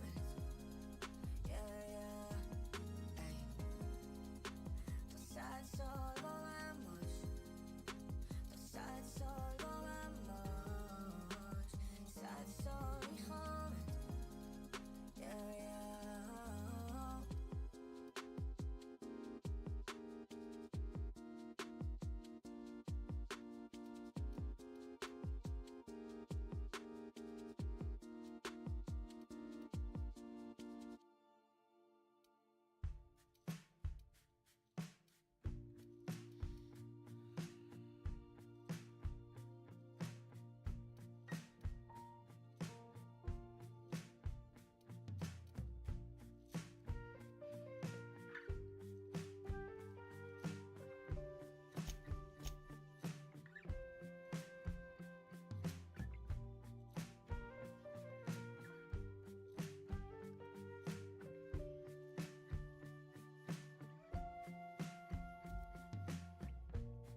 Breathing they say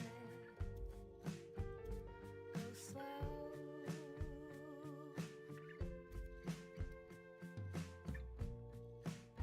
let's seize the day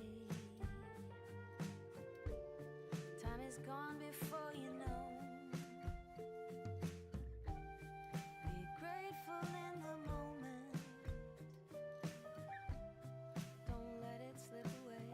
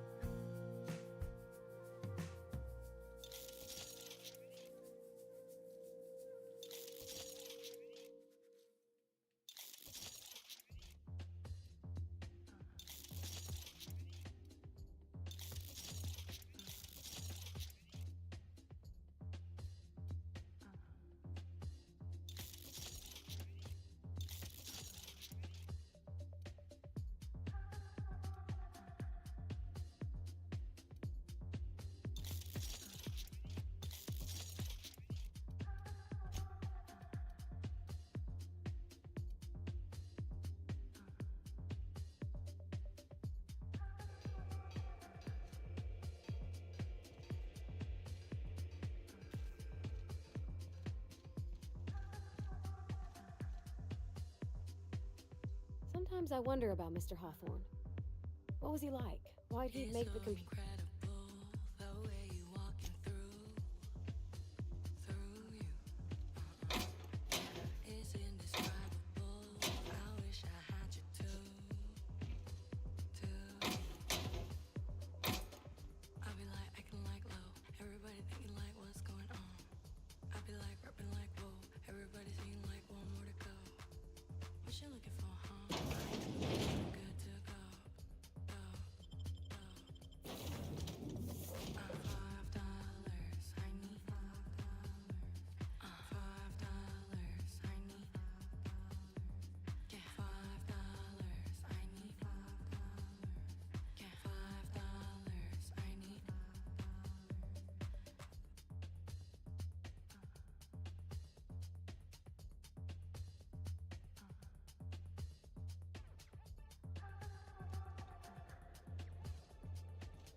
Smells like grease and unwashed bodies. Just as I remembered.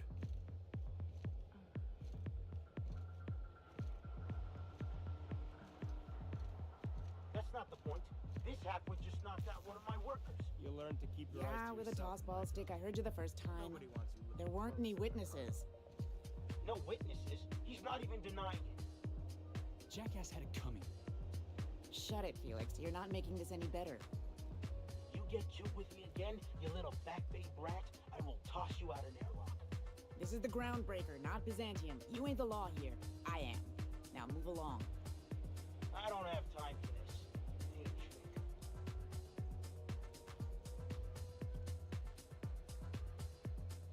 Going for a stroll around the docking base? Sure was. Got a knack for ups. I had this foreman, right? Guy never liked me, always trying to get a rise out of me. He's a Spacer's chosen man, though. So when the Chosen beat my Rangers the other night, my foreman comes swaggering up. That's when I broadsided him with a tossball stick. Yeah. Look, this was a long time coming. Guy thinks he can push me around because he's some sky-high foreman, and I'm just a back bay's dock worker. Well, former dock worker. Guess I just tendered my resignation.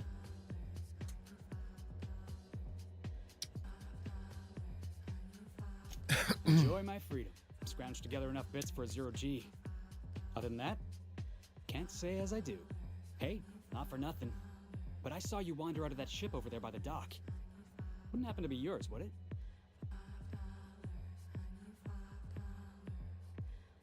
Captain of the Unreliable.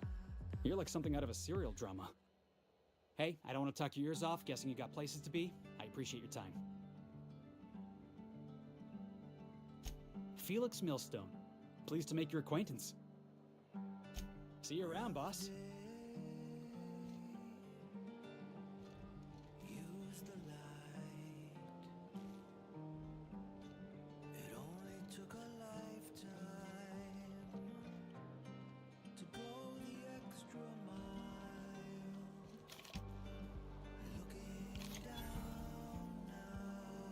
Just arrived?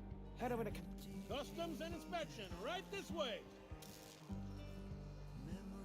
Identification, please.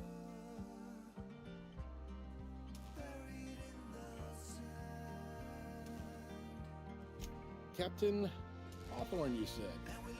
Let me apologize in advance. I'm about to ruin your day. According to your ship's record, you've been flagged by the board.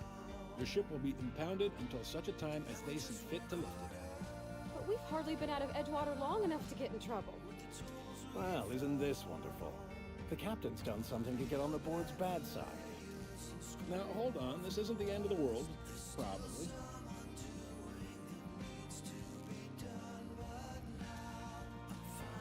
You'll want to take it up with Udom Bedford, our board representative here on Groundbreaker. His office is located along the starboard wall of the promenade. Shines like a Byzantium commode. Can't miss it. Access to that information is above my pay grade, and I've turned down 3 promotions, so it stays that way. I shouldn't be mentioning it, but what the hell? This here, impounding your ship, doesn't happen much. The board knows we don't take kindly to their interfering in our operations. If I had to take a guess as to why, You must have riled up someone important.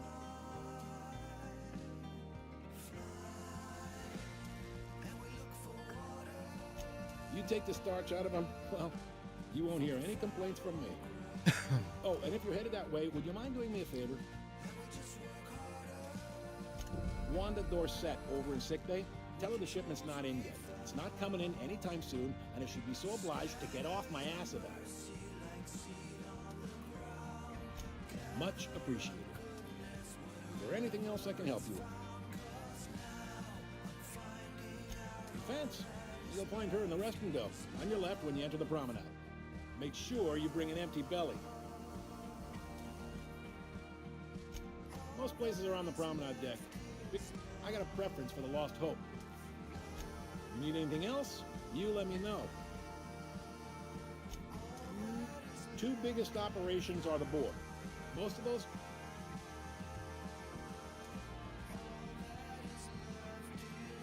Are you pulling my... You must be one of them long-haul frick... It goes like this. Back on Earth, before... A bunch of companies decided to throw in together and form the Halcyon... Yep, Groundbreaker's the only real independent port. Seems like every year the board's office... Groundbreaker was one of the original colony vessels to come up. Once it... I guess that was the start of our... Sitting around, drinking whiskey and smoking cigars, yeah, probably. Glad to help. Relative to the board holdings, they aren't rich, but they aren't like... They stripped the... Sublight gives me the creeps. They're on the promenade run by a woman named Lil... Commandant Sanita might have a couple of folks. Chief Junlei might have... No kidding? I'd love to get a look at this old girl's innards. I bet they're real...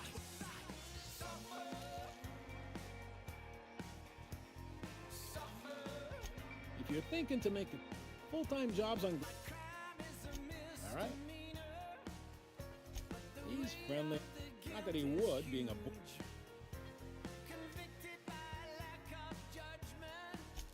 Really likes his cereals, too. Don't see what's so wrong about liking... Udom takes it too... You know... What can I say? All their... Folks around here will bluster...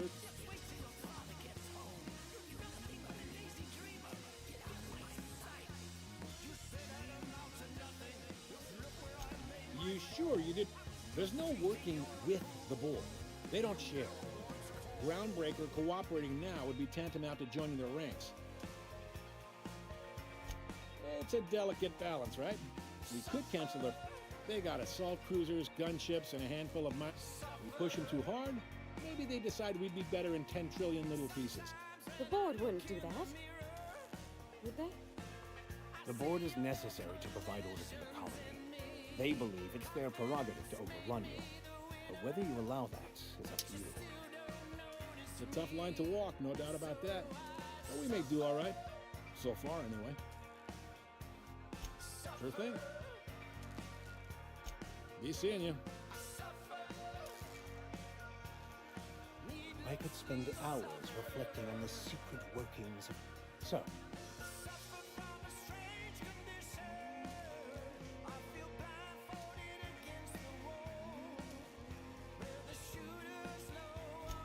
yes, well, now that we're here, can we...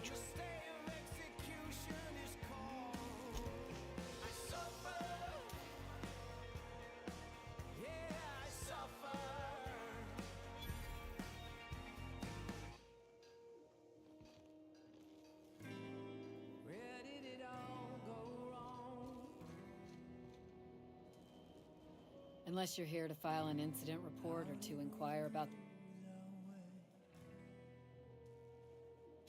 Got a hot one for you, Captain. Allegations include several... Swerving in the air was more like it. Then he crashed. Spilled Rizzo's Violet Spectrum vodka all over, officer. Kicked one right in the kneecap while he poked the other in the... But if our... Last tip we got pointed to.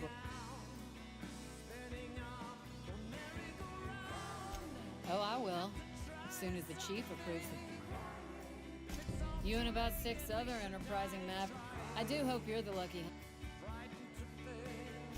Do I look like... Then get to... We're the security force here on ground.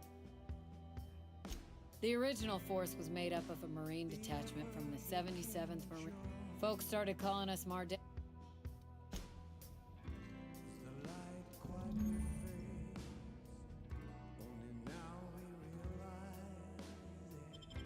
This is it. Security. I can check the departures register to find out which crew the Scholar, shipped in and out with.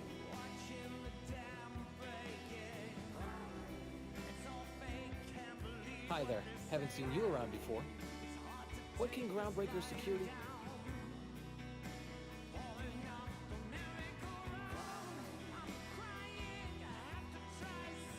We can't just let anyone walk in here. I wouldn't be... maybe if you clear an open bounty and get in good with Commandant Sunita, or...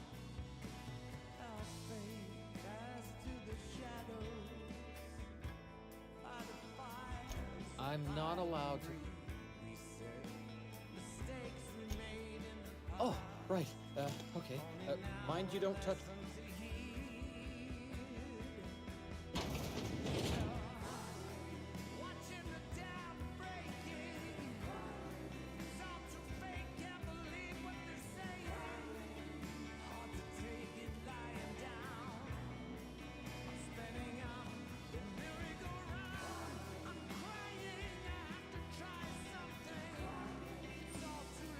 As always, I am at your disposal.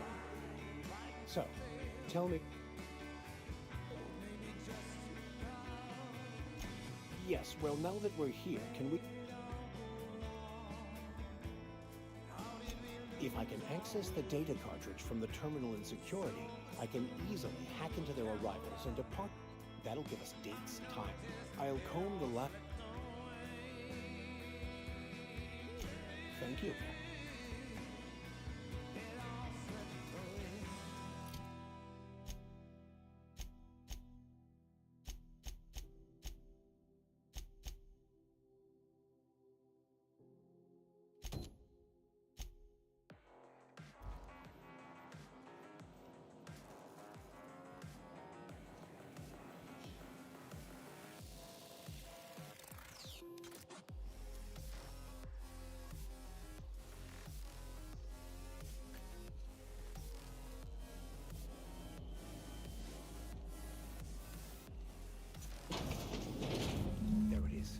Just yank the drive, and I'll do the rest.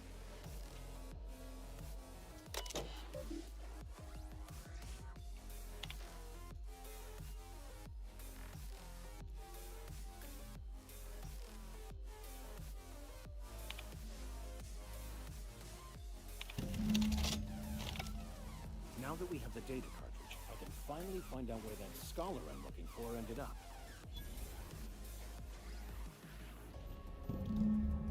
Got it. His name is Reginald Cheney, and he joined a sublight salvage crew. Ah, yes. Here.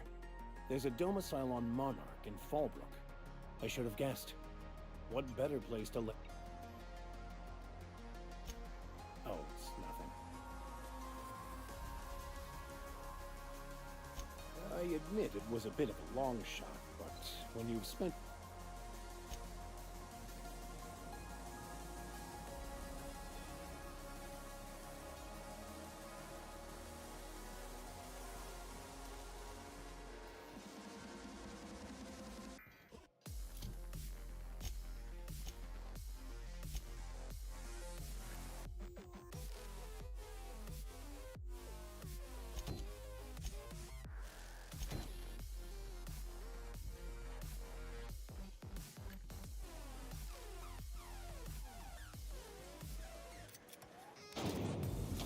Try not to be distracted by the glare of the adverts. Lots of unsavory types about.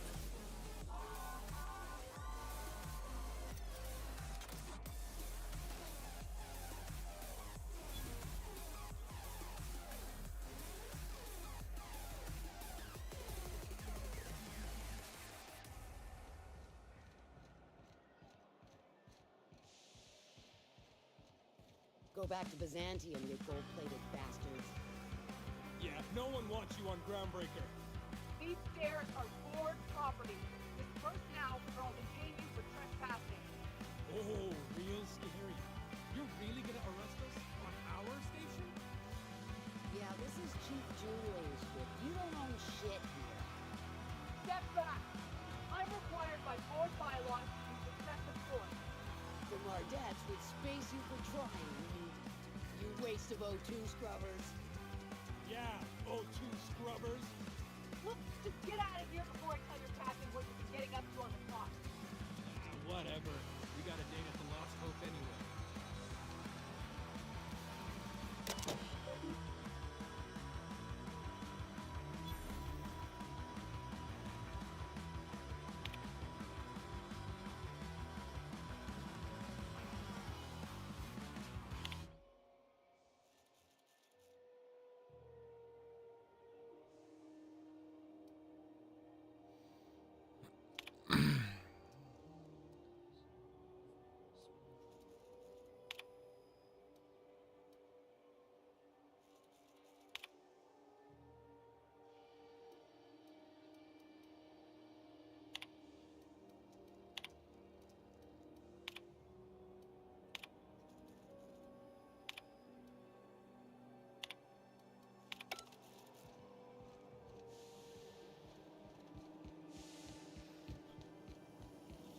Have you seen this man? Reward offered for information leading to the capture of noted terrorist Phineas Wells. Report any sightings to your local board and have you seen this man? Reward offered for information leading to the capture of noted terrorist Phineas Wells. Report any sightings to your local board and...